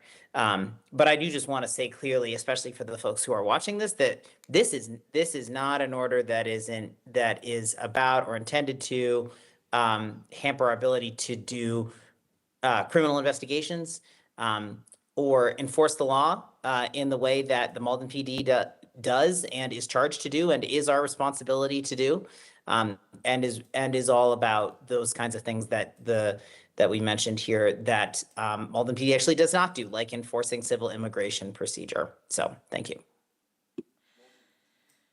Thank you, Counselor McDonald. So we do have a motion on the floor, seconded by Counselor Taylor. Okay, we are going to have to do a roll call. So let's go ahead and do that as soon as the clerk is ready. This is a motion to refer to the Public Safety Committee for further discussion. Counselor Cologne Hayes. What, okay, there's a request to read who's on the Public Safety Committee. Luckily, I had my committees printed out, thanks to our clerk tonight. Okay, so the Public Safety Committee is chaired by Counselor Condon, the vice chairs, Counselor McDonald, and the members is Counselor Sika, Simonelli, and Winslow. You're welcome. Counselor Cologne Hayes. Yes. Counselor Condon. Yes. Counselor Crowe. Yes. Counselor Wong. Yes. Counselor McDonald. Yes. Counselor O'Malley. Yes. Counselor Simonelli. Yes. Counselor Taylor. Yes. Counselor Winslow. Yes. Council President Linehan. Yes. That paper's been referred to Public Safety. Okay, that is referred to Public Safety. So we are sadly not on page 5. We are going to go back in time. And we are All the way back to the consent rewind agenda. to the consent agenda. Thank you all for coming tonight. Okay. So, this evening's consent agenda consists of meeting minutes to be approved, 1 appointment to be placed on file, 6 petitions to be referred to the License Committee, 3 papers to be referred to Finance, and 1 communication to be placed on file. Does any counselor have a desire to remove anything from the consent agenda for the purpose of further discussion? I see Counselor Taylor. Can we just remove out 5426? Yes. I don't think we need further discussion or a vote to do that, so we'll remove Thank you. item 54-26. I saw another light. Who had their light on? Same one, okay. So we will take that up as a separate item. Thank you. Seeing no other lights, do I have a motion to approve the consent agenda? Okay, motion by Counselor Luong, seconded by Counselor Crowe, and we will do a roll call vote. Counselor Cologne Hayes. Yes. Counselor Condon. Yes. Counselor Crowe. Yes. Counselor Wong. Yes. Counselor McDonald. Yes. Counselor O'Malley. Yes. Counselor Simonelli. Oh, Lord. Counselor Taylor. Yes. Counselor Winslow. Yes. Council President Linehan. Yes. Okay, the consent agenda has been Okay. approved, and we now So will we'll go take up 54. 54-26. Thank you. Paper Okay. 54-26 order that $300,000 is appropriated from available water sewer enterprise fund retained earnings to fund a legal settlement between the City of Malden and Tufts Construction Incorporated. Okay, so we have, I see our controller and our legal team here. If we have questions or discussion on this. Oh, I see Counselor O'Malley. You have the floor. Thank you. So to quote Counselor Crowe, you know, I feel like this is cart before the horse to some degree, or maybe it's cart after horse. No, that's, I guess that's your catchphrase now. so, you know, it appears to me that our legal department, the three individuals sitting in the room tonight, have entered into a legally binding settlement agreement without having the settlement authority of the city council. This appears to be a significant ethical failing, in my opinion. And it shows a lack of competence and integrity that is alarming to me. And I believe that their actions have put the city of Malden in significant legal peril. This is a contractually binding settlement agreement without settlement authority. And so I don't know where we're at, but I am very concerned with the direction of the legal department and the behavior of our attorneys. Thank you. So I'm just going to remind folks that this is, we're looking to refer this, correct, to finance? No. Or it what do was- we need to do? So Can it we- was on the consent agenda in order to be referred to finance, as most financial papers automatically are. But this paper was actually discussed with the full council. It might be a little Oh, right, repetitive to send my- it back my- into committee. And I think the more efficient thing would be to discuss and approve it on the floor this evening. Okay. Okay, Counselor Simonelli. Thank you. A point of information, if someone could give it to me. So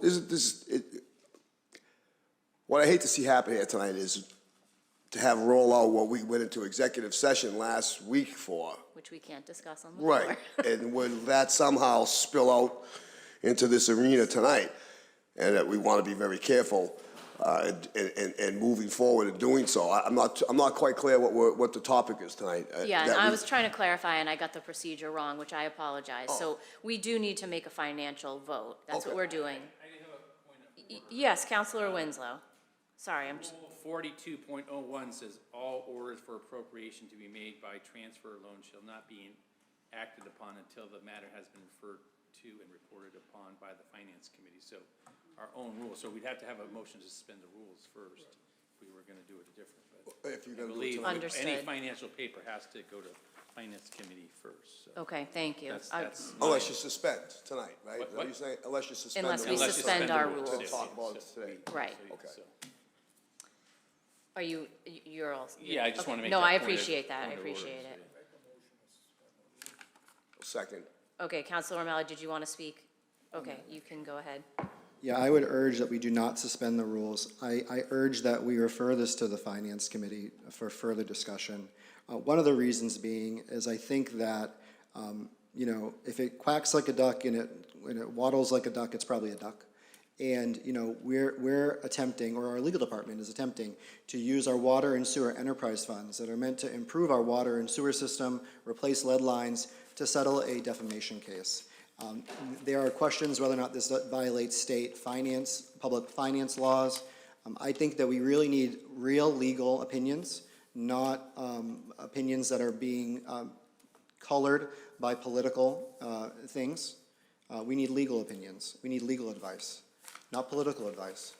And I really would like to ensure that the Division of Local Services confirms that we can use these funds that are meant to improve our water system to pay the settlement of a defamation case.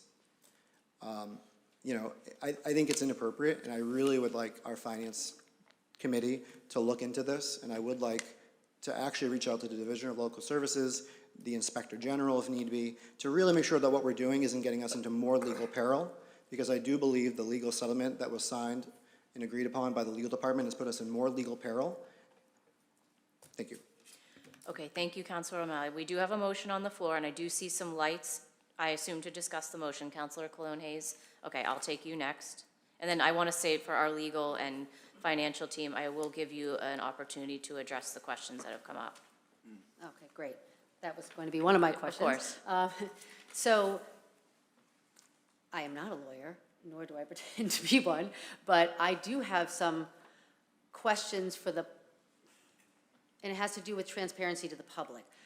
I understand that we went into executive session, so we can't talk about that, but I'm looking at this like as if I was a resident and going, what is that about? Usually when a paper gets referred to the Finance Committee, someone presents it, there's a sponsor, it's usually the mayor, we get some background before we vote.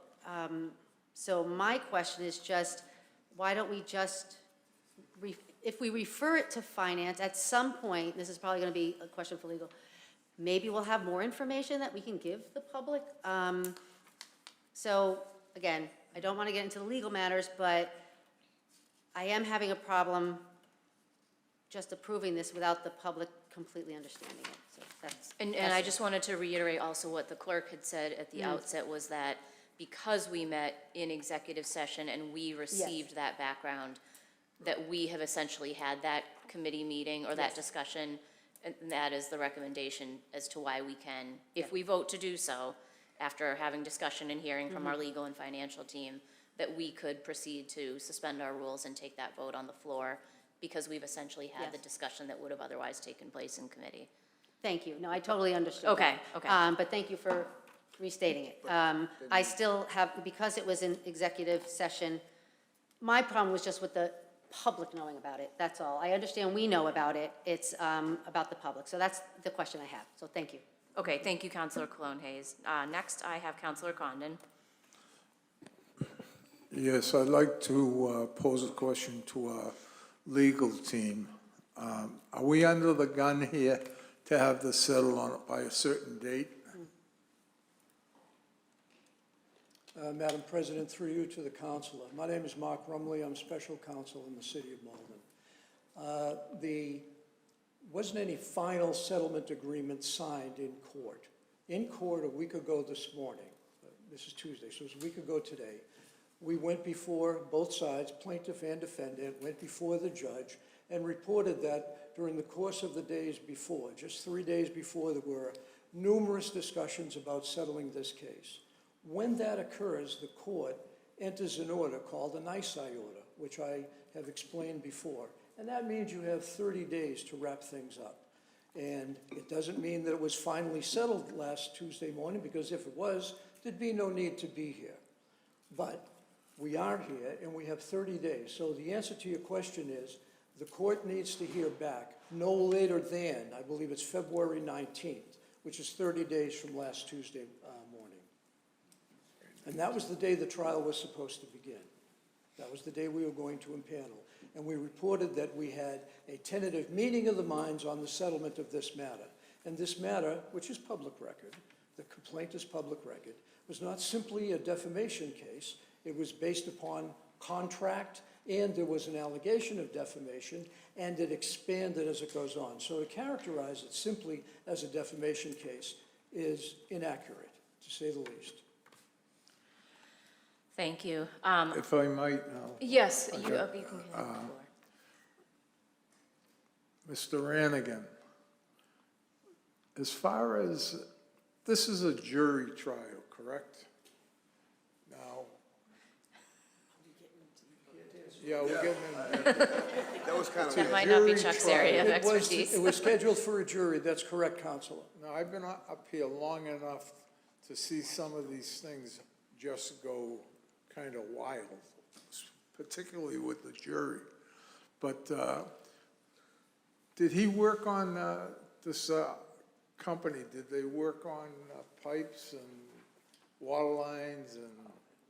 Yeah. And I if they don't- did, does that allow us to use the enterprise fund? Yes, Counselor. So Tufts Construction was under several contracts with the city of Malden. There was dispute over some of the contracts that they were under, some of the contracts that they may have been under. All of those contracts were water sewer related. There were no contracts with Tufts Construction unrelated to water sewer. So, hence the reason for the appropriation before the council tonight. Chuck, can you just state your name and title for folks watching at home? Sure. Charles Rannigan, City Controller. Thank you. Okay, Charles. So you feel comfortable that because I personally feel anytime you can settle something like this over 3 fiscal years, it's 3 years to pay the money that we're resolving it at. And that puts us in decent shape as far as getting this off our back. Correct. I do want to just reiterate, the paper before the council tonight is to appropriate $300,000 today, tomorrow, next week, whatever it might be. Whatever the future of that settlement is not what I'm here to talk about, is not what the council's voting on tonight.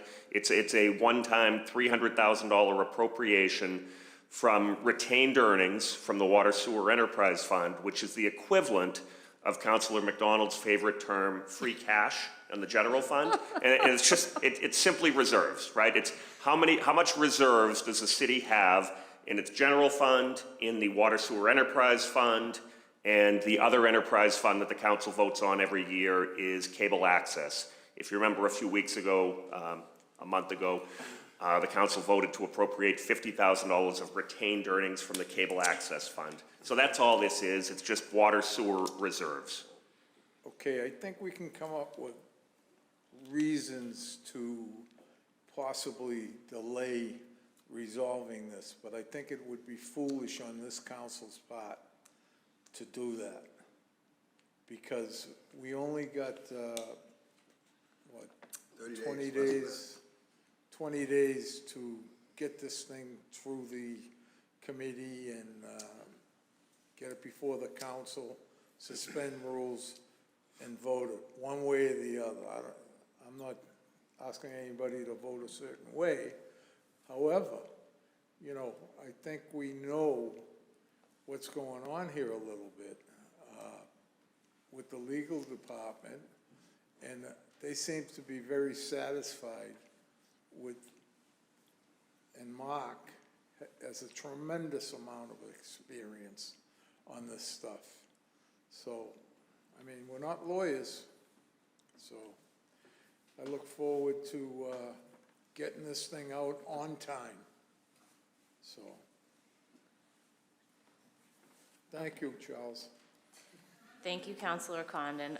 Councilor McDonald, I see you've had your hand raised. You can unmute if you're able to. Thank you, Council President. Honestly, I think I could go either way about this in terms of voting it on the floor tonight. I do feel like we've had discussion, or if we want to send it to the Finance Committee, we can have a discussion about this.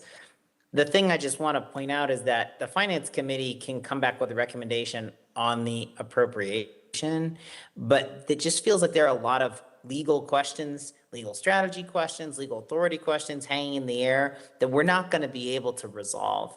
And so I just want to, one, make sure we're not referring this to the Finance Committee to address legal issues that we're really, aren't equipped to do. And if that's where this ends up going, like we can't adjudicate that. So I just want to make sure that expectations are clear if we revert to committee, and if those are other questions, that they get resolved in the right venue, because we're not going to be able to go down that kind of deep rabbit hole in the finance committee discussions. Thank you, Councilor McDonald. Councilor Winslow. Yeah, I do, I appreciate Councilor O'Malley's raising the issue of just making sure that, this, the Water and Sewer Enterprise Fund is an appropriate place to draw these funds from. And if there's a state guidance on that, I don't know if that in executive session we really particularly addressed that type of issue. So, I'm sort of reluctant to suspend the rules. I mean, we have enough time to get an answer from that, and then come back on the vote on it. So I'm sort of, I am an attorney, been an attorney, working for the government, and you have those situations where you negotiate with another attorney, and you have, this is subject to, decision by your client. The other thing, being a government attorney, it's not always clear who has authority in the government agency to make that decision. So that's kind of what we wrestle with. But I think essentially what has been made clear to the council is that this 30-day NICI agreement is sort of that type of thing where our attorneys, I think we've had this discussion that it's clear that the reason why we have a city solicitor in his office is to handle the legal disputes of the city and make resolution of those. So I think it's within the authority, and I think that, in my belief, is that the solicitor's office is following the appropriate procedures and working with the mayor's office and the council to resolve this in a reasonable and transparent manner. And I think we heard in executive session what the legal and strategic basis for that was. So I'm confident in what the council is, but I don't want to approve an appropriation that would not, if there is, I guess Chuck, Okay. I guess I would maybe just ask the question of Chuck, is there, I know like in terms of, we have all these public records requests, there are agencies that sort of help guide municipalities on certain decisions under state law. So what, is, local services division, is that where you turn for guidance on what you can spend money for? And is this a question that's been asked? And would you reach out for them for guidance or that type of thing? Is there? Yeah, Council, that's a great question. I was just about to walk over to Mark Rumley I've reached out to the Department of Revenue Division of Local Services on several occasions to ask for, I don't want to say legal advice, but financial advice from a legal standpoint. And 100% of the time, their answer to me was reach out to your city solicitor. Get an opinion from your city solicitor, and that is what they 100% of the time recommend to Malden and all the other 351 cities and towns. So they don't have like often there's opinions about, from the Secretary of State's office about public records or contracts. So they don't have that kind of. No, so I think the problem is this example, it's so specific, there would be no general, like a drop down on an FAQ. Okay. As to the city of Malden versus Tufts Construction. This is so specific that there wouldn't be just a standard yes or no. So they have guidance though that you might typically look, in terms of, how to, what you can, I know there's like specific guidance. We can't pay someone for something that hasn't been delivered. So that's sort of, So that's a state law. Yeah, so again, that would come back to legal advice where they would say, reach out to your city solicitor.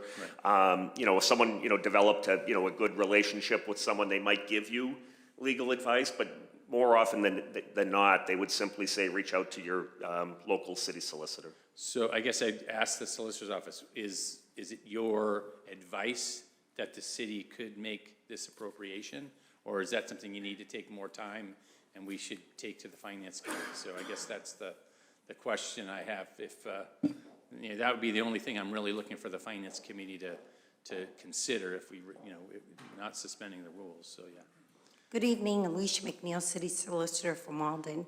Yes, Councilor Winslow, I did check with the Controller's Office regarding the Water and Sewer Fund, and it is my understanding that that is the fund that we would use to pay for this type of litigation settlement.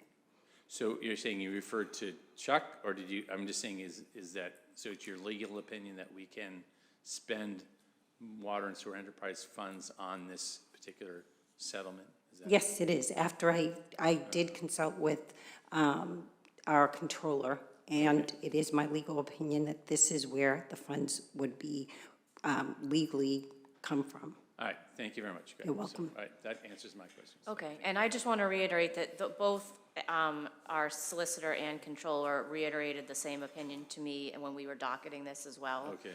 I would appreciate also just circling back to Councilor O'Malley's question, though. I don't know, maybe this is for both of you.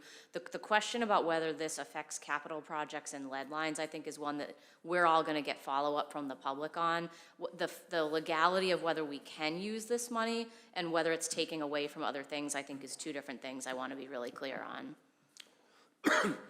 Sure, great question. So this is, the paper before the council tonight is unappropriated money within the Water Sewer Enterprise Fund. So every year, a Water Sewer Enterprise budget is presented to the council. The $300,000 before the council tonight is unappropriated, unspoken for. So it was not allocated towards lead lines. It was not allocated towards water main replacement. The current balance as of July 1st, 2025 of retained earnings in the Water Sewer Enterprise Fund was $963,000, I believe. So the request before you tonight is to appropriate $300,000 of that $963,000, which is unspoken for. So in absolutely no way is it taking away from any work today. Not to say that a year from now, 2 years from now, we couldn't appropriate that $300,000 for something else. Mm-hmm. But as of today, this day in January, whatever the date is, no, it's not spoken for to do any capital projects. Okay, and if we did want to take this to the Finance Committee and come back, we would be looking at, was it February 10th? February 10th. Is that in relation to the February 19th deadline? Is that workable, or is that really cutting it too close? Well, as I've stated on this case before, the settlement was tentative, so there are other elements to it that are non-monetary. They deal with procedures before the court. We're trying to wrap all of those up before the 19th, and it would be nice to have the payment of $300,000 ready when we're ready to sign a final settlement agreement. Mm-hmm. There are various elements to that are being talked about right now, but are not finalized. So it would be nice to have the payment aspect of this resolved as quickly as possible so that we can resolve the rest of that. I can assure you that those matters which are procedural and have to be set forth in writing, which are non-monetary, no one's going to be signing those until that check is ready. I want to have that done simultaneously. Here are the documents, here's the check, here's the pen, and then the case gets resolved. So if we cut it too close, then we're going to have to go back to court and explain what happened and how come the matter isn't finally settled. And if that occurs, and I'm just speaking hypothetically now, if that occurs, then the other side, their attorneys can try to ask the court to ascribe attorney's fees for them on top of any settlement because of the delay in this matter. And that's not a very prudent way to conduct business. So the answer to your question is, 2 weeks from now, I believe, is still before the 19th, but it does make things difficult in order to finalize this tentative settlement. Okay. I'm going to continue taking questions from the council. Councilor Cologne-Hayes. Thank you. Sorry, Charles, can you please step back up? So I'm having a hard time voting for this, not because of legal issues. I understood that fully in executive session. I understand what's going on here. With the appropriation from the lead pipe funding. Why didn't we use free cash so none of this lead pipe conversation could be, brought up? One of the things I'm thinking about now is, I understand it's not appropriated right now. What if down the road, we want to continue to replace our lead pipes? Do you think, is this going to make it so that we are having less lead pipes because we've already taken money from it? So what was the difference between free cash and the enterprise that we're taking out? So the paper before the council tonight, as I said earlier, the reason that we decided to use the Water Sewer Enterprise Fund retained earnings was because the contract and the current contracts and the potential future contracts with Tufts Construction were 100% related to water and sewer. So the reserves, the retained earnings in the Water Sewer Enterprise Fund were chosen for that. Legally, could we use the general fund reserves to pay that? Sure. On the reverse side, legally, we couldn't use the Water Sewer Enterprise Fund to pay for a non-water sewer expense. Got it. So, to answer your question, yes, we could use general fund reserves to pay for it, but that was not the scope of the projects that we were under contract with. It was water sewer related. Okay. And that's why the recommendation was to use retained earnings. Okay, and that's because it could leave us with more free cash for other products, that, I understand what you just said there. So that's why you're using, it's helping us, like, reserve our free cash. It's maintaining its identity, exactly. right? So the Okay. intent was water sewer. So that's all it's doing. It's maintaining Okay. the identity of the purpose. Okay, thank you so much. So I'm not going to vote yes on this. I just, I'm having an issue with transparency to the public about, about this funding, which usually happens in finance. So I'm sure it'll pass, but that's just to let everybody know. Thank you. Thank you, Councilor Cologne Hayes. Councilor Simonelli. Thanks. Thank you, Madam Chair. So can this money be carried over at all, the money, the $300,000? If we didn't use it for a settlement, would that money be able to be carried over, even though it's not marked money now for specific projects? But if we did have one, let's say one of us councilors,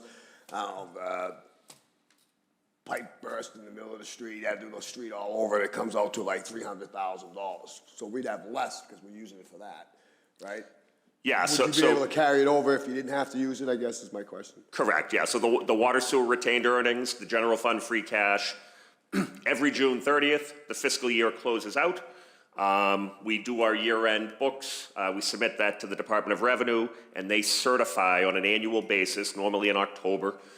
Gives us a couple of months to close out the books. They certified the new fiscal year's free cash and/or retained earnings appropriation. So anything unspent this year carries over into next year. Okay. So this is untapped money that potentially any one of us councils can use for a project in their district. Only after an appropriation. Only after the appropriation. All right, yeah, I guess I'm answered. Thank you. Uh-oh. No, it's good. I'm good. Thank you. Okay, thank you, Councilor Thank you. Simonelli. Councilor O'Malley for the second time. So I just want to put it out there that when Councilor Winslow asked our city solicitor what she did to determine what her legal opinion was, she didn't seek any legal advice. She instead went to a non-attorney and asked the non-attorney what his legal opinion was. That's what I heard. I think that is not appropriate. I don't think that's a real legal opinion. I think it's your gut feeling, but I don't think it's based in the law. And I guess the question I would ask, the hypothetical I would ask, is if a member of our water department took a copper water pipe and decided to murder someone while on the job, would we be able to settle the murder case with water and sewer enterprise funds? I'm not going to answer that hypothetical because I don't know. There's a lot of things that I would have to evaluate to answer that hypothetical. That's number one. But going back to your comment, I did not talk to our controller to seek a legal advice.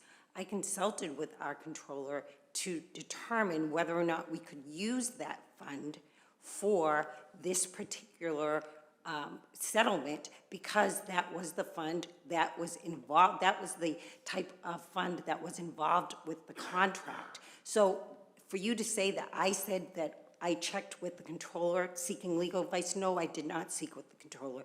I did not speak with the controller to seek legal advice. And I'm not sure why I would seek another opinion from another attorney if I've done my own research on whether or not we could use this fund. And what was that research? The research was talking with attorneys in my office, doing some legal research on Lexis, talking and doing other research. Yeah, I mean, I don't see the connection. My understanding is that in open session, our legal department was heard conferring with the opposing counsel about recharacterizing, making sure that this settlement was not characterized as a settlement for the defamation suit, even though that is what the bulk of the claims are. My understanding is that there's a small portion of the claim related to whether or not some of the material removed was ledge versus just urban infill, and that claim was maybe around $100,000 or something around that like. But the bulk, the vast majority of the claim, the millions of dollars of claim, was related to a incident that happened months later that is characterized by the plaintiffs as defamation. I think it does not pass the smell test. I'm very disappointed in the legal department. You provide this type of advice that puts us in legal peril.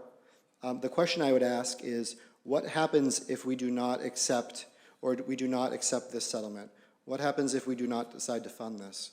I've read the last sentence of the judge's order that barring unusual circumstances beyond the controls of the parties, however, this case will not be returned to the active trial list.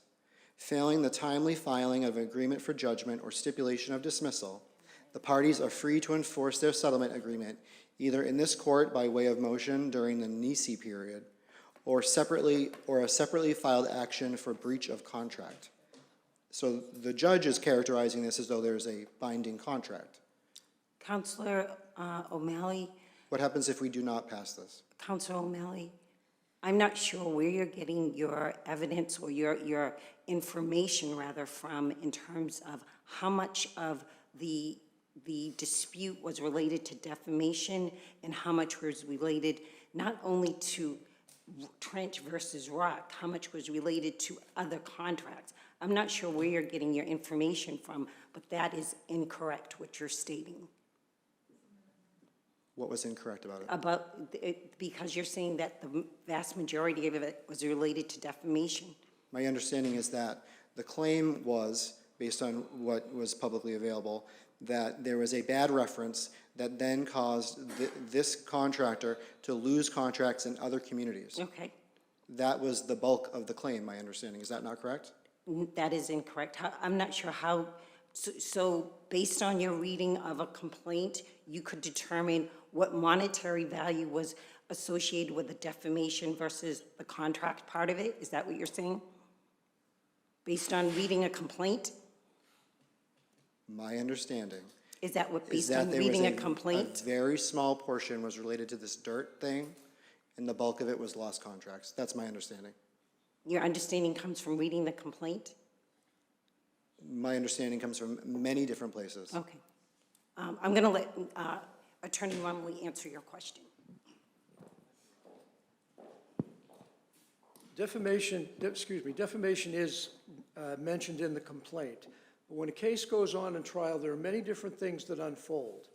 Not only was the basis of the original complaint both contract and defamation, but as time went on through the first trial and into the second trial, judges were making particular rulings or reserving particular rulings.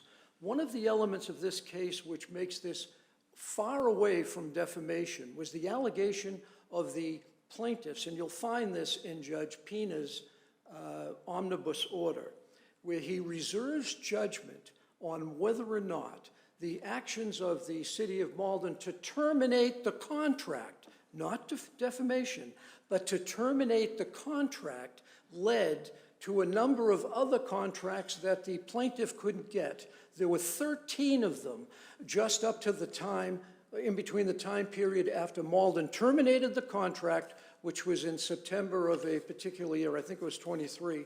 It was terminated by Kate Fallon, and then afterwards they had 13 contracts that they couldn't get. None of those contracts had anything to do with defamation. And if you added up the bulk of those 13 contracts and the opportunities that the plaintiff couldn't get, that added up to $19 million. Now, if we take that, if a jury came back and even said that they could have 3 or 4 of those contracts and not the 13, even that would have led to a judgment against the city of applying all the percentages there, a judgment against the city of multiple $1 million. And then you apply, and this is part of the analysis that trial lawyers do, then you apply the interest, which would have gone back to 2021, and even if they only got 4, the jury would give them just 4 of those 13 contracts, the judgment against the city would be millions of dollars alone. Thus, we came to the agreement that we came to, just in order to take that risk and to make it, to try to make it into a real number.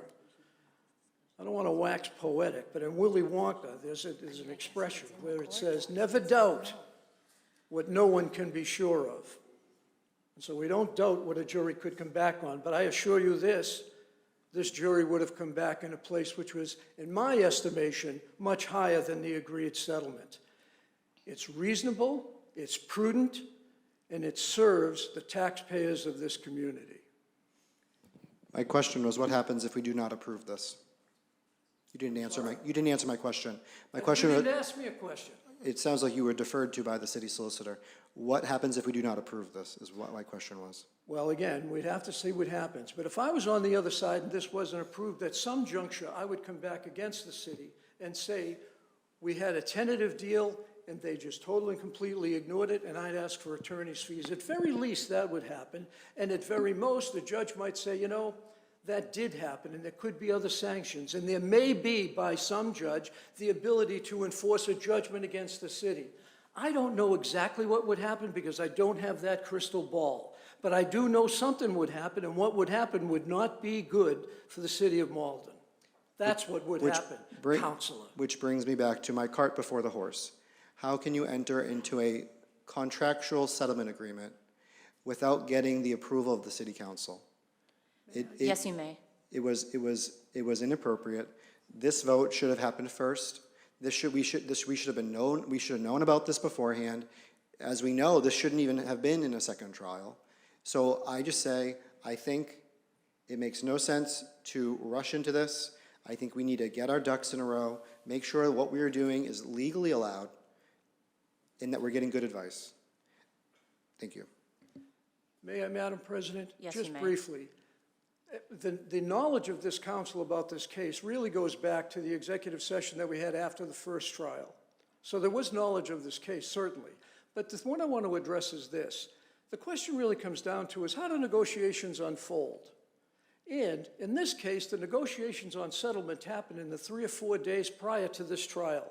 That's when they got heated up. We had a certain point where we said, it looks like it's not going to settle.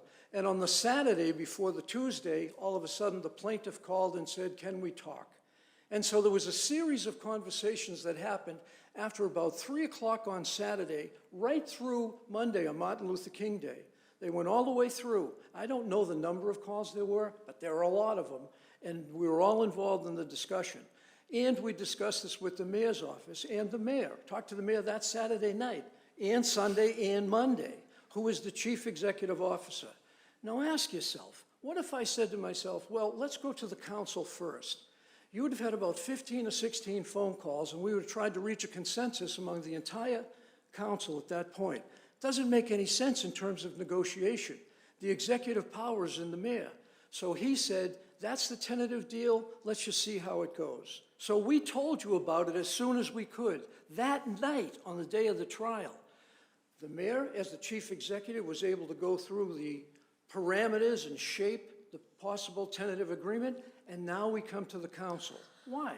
because the first payment on this tentative agreement is $300,000, and you are the appropriating body. It's really quite elementary, and that's why we're here. So to try to characterize it as some type of backdoor deal, some type of illegal process coming forward, does not do you a service. You are being asked to do what you are called to do under the charter, which is to appropriate money. And so that's where we are. Thank you. Thank you. Counselor McDonald, you've been very patient. You can unmute your mic. I just wanted to call the previous question. Counselor Winslow, do you have a question on that? I'm so sorry, I keep flicking your mic. One more question for Controller Rannigan. It's come up related to being able to fund lead pipe removal. We, as a council, voted for an MWRA zero interest loan that really basically covers that anyway, right? So we have a sort of almost an equity loan that we can tap when and if we need it, right? So we have the financial resources to do that, so.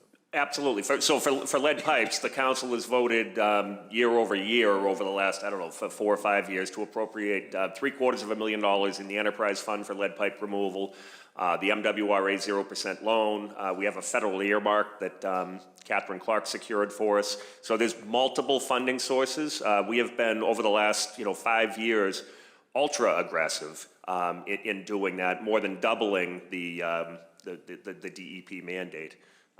So by no means is the replacement of lead lines going to be slowed down by a $300,000 appropriation. Right, because I thought we just, within the past year, we voted specifically on a paper that the MWRA started a zero interest loan program. So that's what I remember. So, all right, thank you very much. Great. Thank you, Counselor Winslow. Okay, I've lost track of the motion on the floor. Who made that? We've got a motion by Counsel Condon, seconded by Counsel Simonelli, to suspend the rules for the purpose of voting this financial paper on the floor. Okay. Counsel- Yes, I'm ready. Counsel Let's Clone vote. Hayes? No. Counsel Condon? Yes. Counsel Crowe? Yes. Counsel Luong? Yes. Counsel McDonald? Yes? Counsel O'Malley? No. Counsel Simonelli? Yes. Counsel Taylor? Yes. Counsel Winslow? Yes. Counsel President Linehan? Yes. Okay, so the rules have been suspended. What was the vote to suspend the rules? That was 8-2. Okay, 8-2 to suspend the rules. Okay, do we have a motion? Okay. Clarifying question for Counselor O'Malley. You have the floor. I just wanted to clarify, suspending rules is 2/3 or 3/4? It's 2/3. Thank you.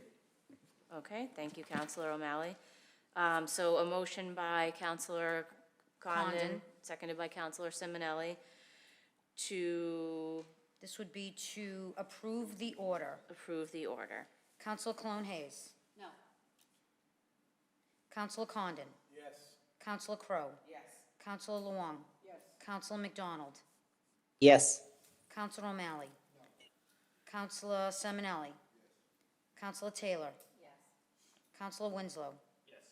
Counsel President Linehan? Yes. So again, that was an 8-2. The order has been Okay. approved. 8-2, the Adopted. order is adopted. Okay. Thank you, everyone. We are still on page 3.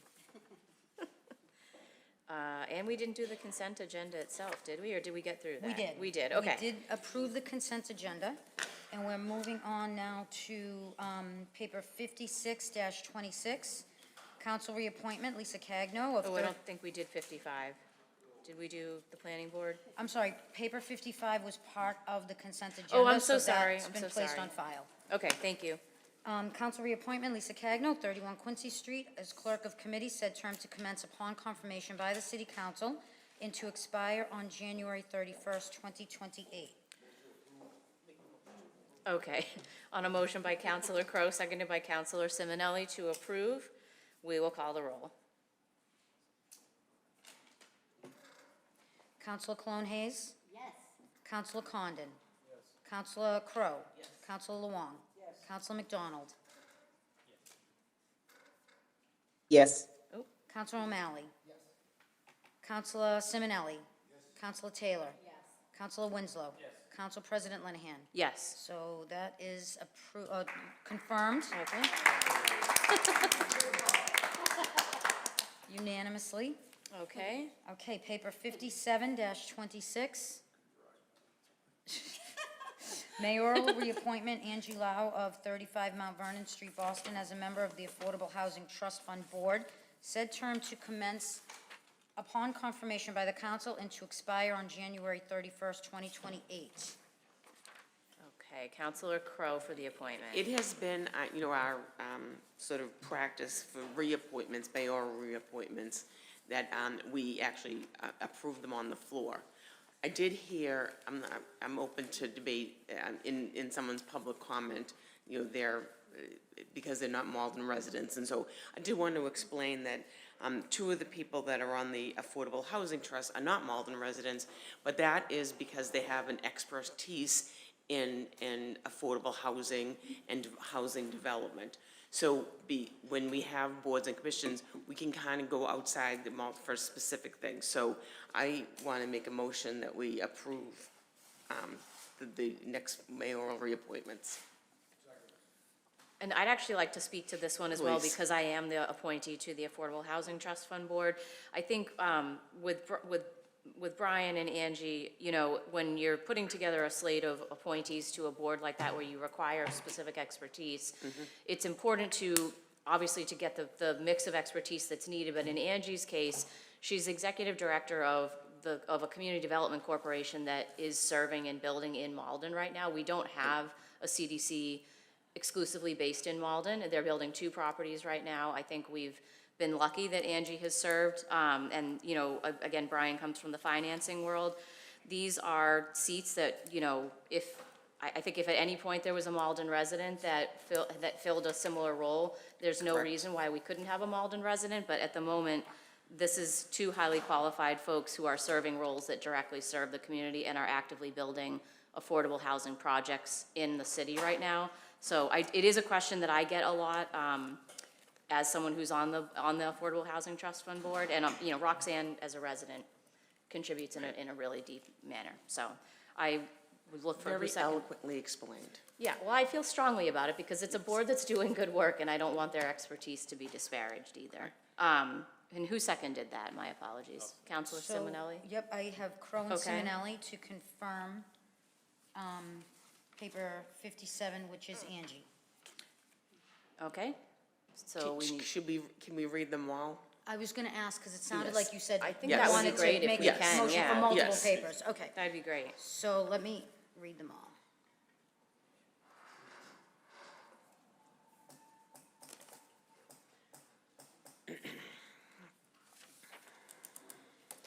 Paper 58-26, mayoral reappointment of Roxanne Reddington Wild of 35 Bancroft Road, Malden, as a member of the Affordable Housing Trust Fund Board, said term to commence upon confirmation by the City Council and to expire on January 31st, 2028. Paper 59-26, mayoral reappointment, Brian Slater of 195 Beach Avenue, Melrose, as a member of the Affordable Housing Trust Fund Board, said term to commence upon confirmation by the City Council and to expire on January 31st, 2028. So this is Crowe and Simo on all of them.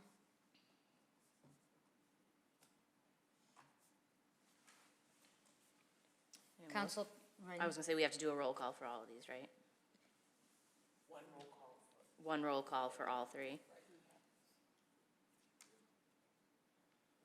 Councilor Cologne Hayes. I'm sorry, did you have your light on? Did you have a question? I'm so Oh, sorry. sorry. No, you know what? It's not a question, and I am going to vote yes. I just feel like I wanted to give a shout out to Roxanne. We've talked to a couple of other folks, but Roxanne Reddington Wild is phenomenal, and she does so much work here for housing, and she does live in Malden. So I figured since Brian and Angie were mentioned, I'm going to give a throw out. So, but go ahead with the vote. Thank you. Okay, so you said yes to Yes. all 3 of the appointments. Councilor Condon? Yes. Councilor Crowe? Yes. Councilor Wong? Yes. Councilor McDonald? Yes. Councilor O'Malley is not in the room. Councilor Simonelli? Yes. Councilor Taylor? Yes. Councilor Winslow? Yes. Council President Linehan? Yes. Okay, so all 3 of those have been reconfirmed. Paper 60-26, order that the city council opt the city of Malden into in-person early voting for the 2026 special municipal election and to designate the city clerk's office 215 Pleasant Street, room 220 as the central early voting location during the regular city hall business hours from Monday, March 16th through Thursday, March 26th.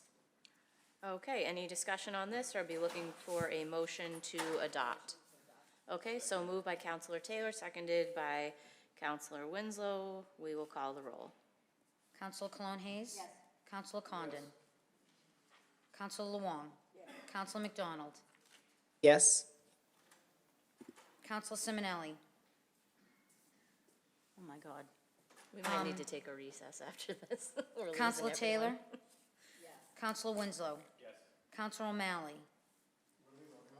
Paper 60-26, opting into early voting for the special municipal election. Thank you, sir. Council President Linehan? Yes. Okay, so that order has been adopted. Paper 61-26, order that the city council designate the following locations as polling places for the entirety of the 2026 election cycle.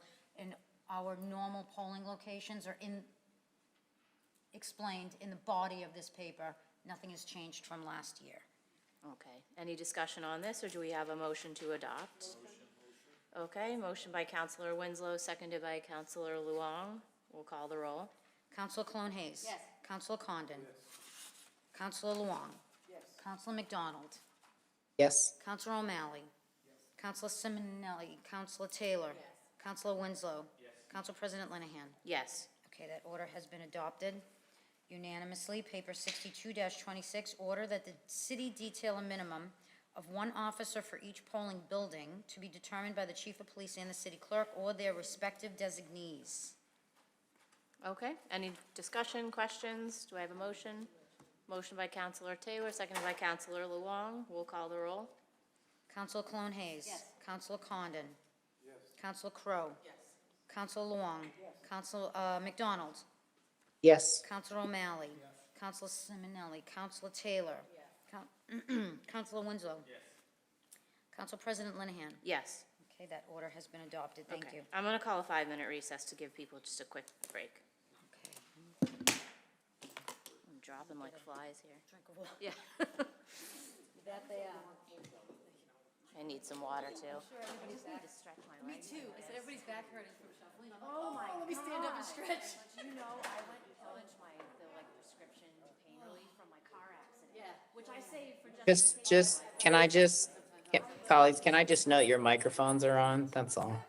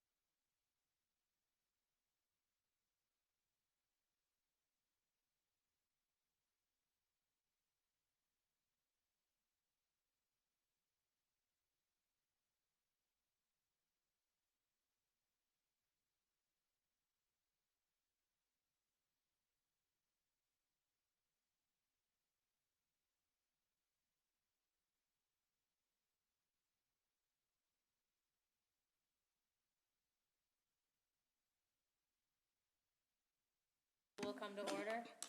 Next order of business. Paper 73-26. The council will address the open meeting law complaint filed by Bruce Friedman of 8 Marvin Street on January 21st, 2026, against the city council related to the emergency meeting of January 20th, 2026, which was posted under the provisions of MGL Chapter 30A, Section 20B.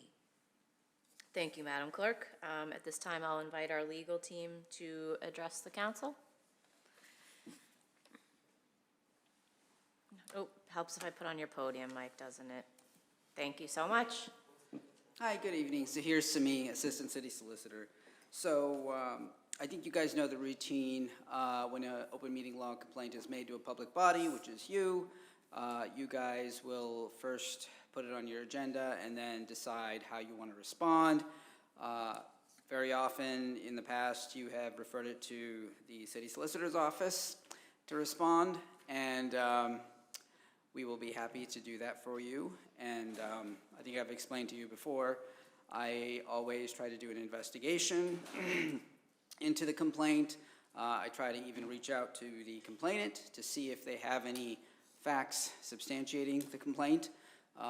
Occasionally I hear from them, oftentimes I don't, but I always like to give them the opportunity. I oftentimes will, if I feel the need to, speak to every one of the city councilors and anyone else who may have knowledge substantiating the complaint, and I'm sure I will do a thorough investigation in this one, like I do in all of them. And I actually wanted to ask the chair if you could allow me to request from the complainant more information to substantiate the complaint. That does a couple of things. It helps the investigation, but it also gives us a little more time to respond under the rules of the Attorney General's regulations under the open meeting law. So I may not need the time, but it's always nice to have it just in case. And given how serious some of these allegations are with fraud and lies and whatnot, I'm sure we want to do a thorough investigation so we can tar and feather those who are responsible. So I would ask the chair if I could, if you could just delegate to me the authority to request more time from the complainant if you refer it to our office. Okay. Any questions from my colleagues? Bless you. Councilor O'Malley. Oops, hang on. Okay, you have the floor. Yeah, I just want to go on the record for your report that I do not believe that there was an emergency. I think I said similarly last week when I objected to us going into executive session. And as we know, we were not asked to take any action in executive session, so there was no reason to go into executive session. We could have had executive session today when the legal department could have asked us to vote to approve the settlement that they entered into. There was no reason to do it on an emergency basis last week. It could have been done today. And if it was done today, prior to them entering into an agreement without our approval, it would have allowed us to do the due diligence that we had a right to do as a city council. So yeah, I do not believe that it was an emergency, and I think it was an open meeting law violation. So that would be my statement that I'd ask that you forward to the Attorney General. Thank you. Thank you, Councilor O'Malley. Any further questions, discussion, or motion to refer to the legal department? Okay. Okay.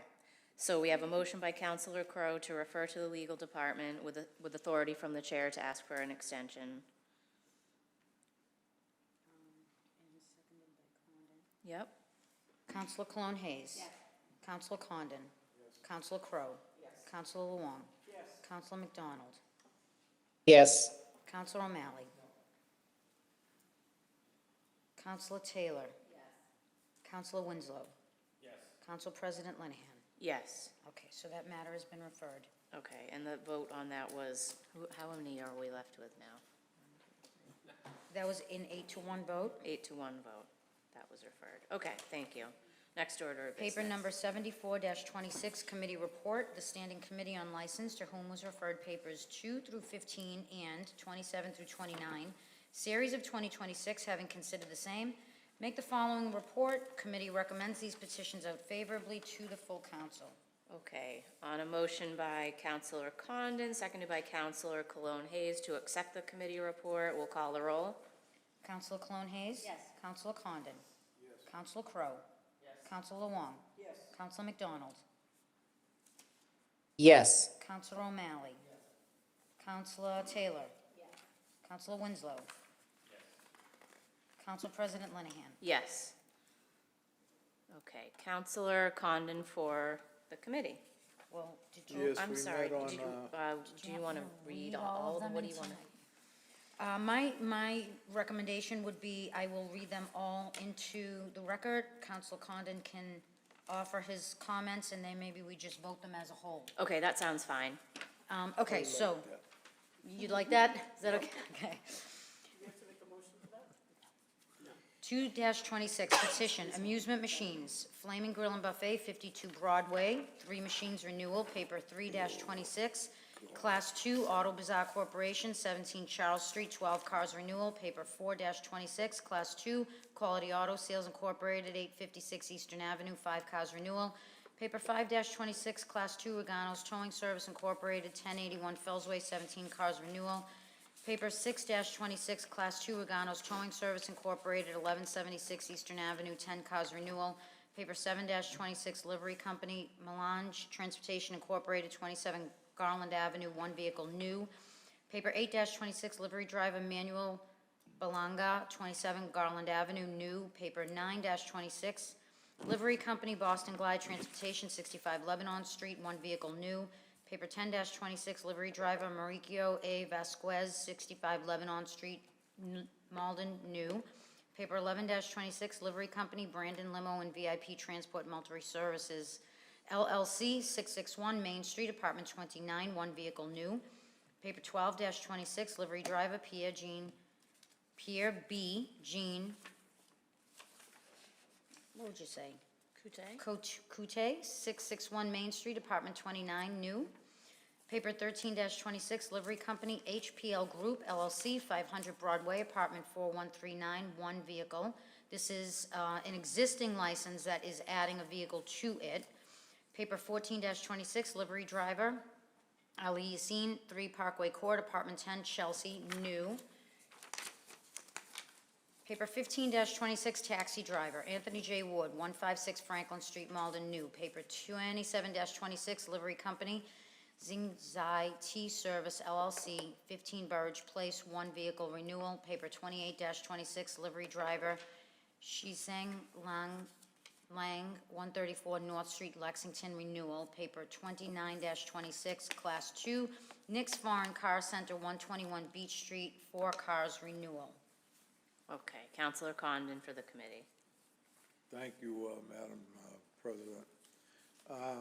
As always, you know, our compliance people know all these people that are applying for the licenses. And if they inspect, go down there, and they had no problems with any of these licenses. So I would move that we grant them. Okay, on a motion by Counselor Condon, seconded by Counselor Cologne Hayes, we will call the roll. Counselor Cologne Hayes. Yes. Counselor Condon. Yes. Counselor Crowe. Yes. Counselor Wong. Yes. Counselor McDonald. Yes. Counselor O'Malley. Yes. Counselor Taylor. Yes. Counselor Winslow. Yes. Council President Linehan. Yes. Those are unanimously granted. Okay, next order of business. Paper 75-26, Committee Report, the Standing Committee on Public Property, to whom was referred papers 16 through 20, Series of 2026, having considered the same, make the following report. Committee recommends these orders out favorably to the full City Council to sell all 5 properties listed pending judgment. Okay, on a motion by Counselor Luong, seconded by Counselor McDonald to accept the committee report, we'll call the roll. Counselor Cologne Hayes. Yes. Counselor Condon. Yes. Counselor Crowe. Yes. Counselor Luong. Yes. Counselor McDonald. Yes. Counselor O'Malley. Yes. Counselor Taylor. Yes. Counselor Winslow. Yes. Council President Linehan. Yes. Okay, the report has been received. Okay, so we're doing all 5 properties. Do we want to do we need to vote them separately? Do we want to read them and then vote them together? How do we want to do this? Let me read them all in two, and then we can receive your committee report from the Chair of Public Property, and then you can decide if you want to make a motion to vote them all at once or... That sounds good. Okay. Okay, thank you. So the first paper is 16-26 order. The council will vote on whether to sell or retain the property known as 141 Pierce Street, Unit 14, by City Assessor's Parcel Identification Number 091-773-302-14, as in accordance with tax title litigation and foreclosure action with the Massachusetts Land Court, case number 24 TL000380. Paper 17-26, order. The City Council will vote whether to sell or retain the property known as 19 Murray Hill Park, and by City Assessor's Parcel Identification Number 027-103-315, as in accordance with tax title litigation and foreclosure action with the Massachusetts Land Court, case number 24 TL000371.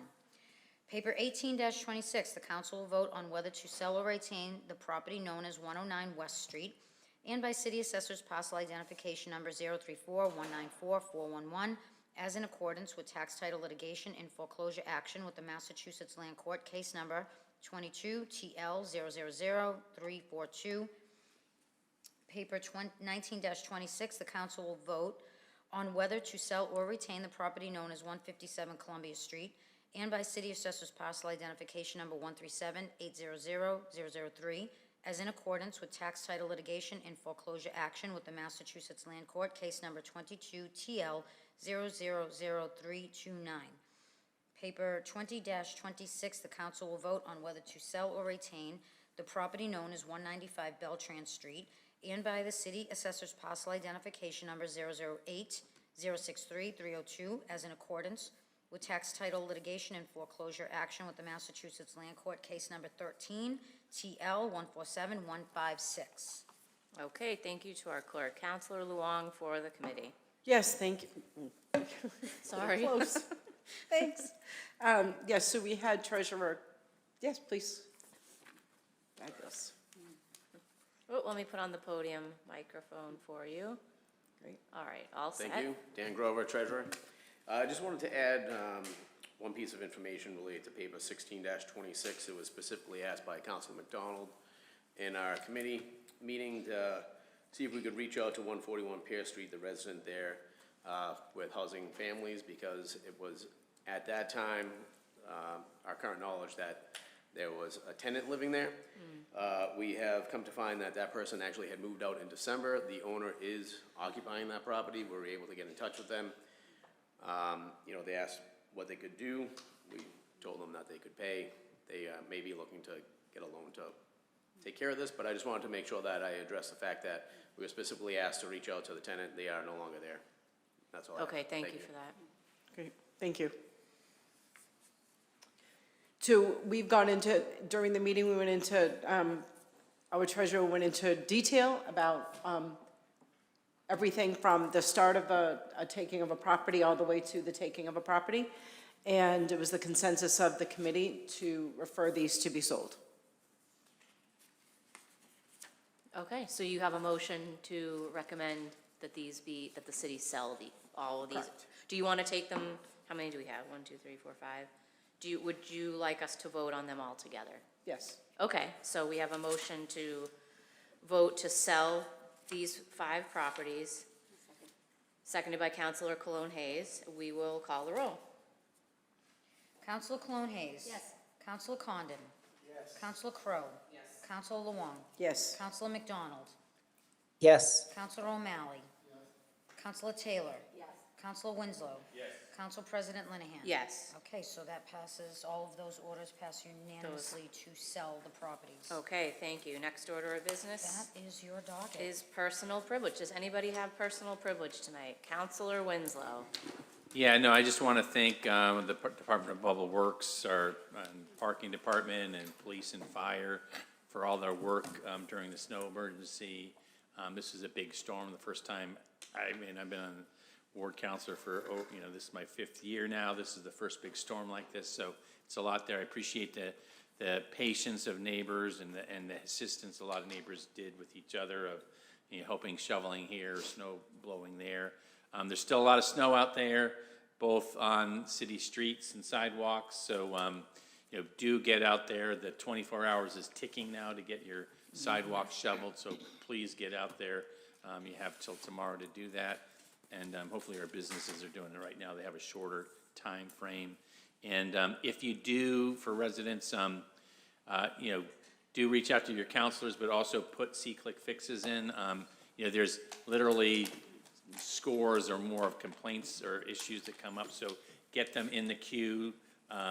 You know, talking about them on social media does not necessarily bring them attention to counselors or our Public Works Department. The way you do that is C-click fix, but always happy to, as a ward counselor, to follow up as well. You know, and also just, you know, we are going through a transition for our Public Works Director, a little awkward timing. So, you know, but I think, you know, Paul Myers, our interim director, was the operations director, so very familiar. I mean, actually, I'm pretty pleased the fact that we haven't had to do this much snow removal, and all in all, the streets in Ward 6 were relatively, you know, clear, not perfect, but that's usually what happens after a snowstorm. It takes a few days to make sure every street gets cleared out, and with so many, you know, I think we do have to work a little bit harder on, you know, having people park on the right side of the street. You know, I know there's a few streets in my ward that people did not, and those are the streets that are in the worst shape. So it takes the cooperation of residents to really make sure that at least we can get one path cleared and eventually get the streets better cleared. But you know, we're working on it, and just, you know, keep in touch with DPW through, you know, C-click fix and your counselor to, and it will get done. And heck, we might have to go all do it again this weekend. So, Steve, well, I had to, you so, had to say right. it. And then just another announcement. Something to look forward to in February. We are going to do the second annual Very Vinyl Valentine's celebration for the Maplewood Association that helps raise money for spring flowers in Maplewood Square and around Ward 6. So that's happening on Sunday, February 15th from 5 to 7:30 at Patrick's in Maplewood Square. So I'll host some refreshments. Bring your you know, either new or old vinyl. You can play a record and you make a donation to do that. And it's all kind of fun, and it's not going to interfere with your couple's night on the 14th. So we pushed it back a day so you can you know, go out on your own. But this is open. You don't have to feel you have to, you know, just come out and have fun. All you have to do is love music and have some vinyl. That's all we're asking for. It's not any other pressure than that. So thank you. Great. Love it. Great. Okay, thank you, Councilor Good. Winslow. Councilor O'Malley.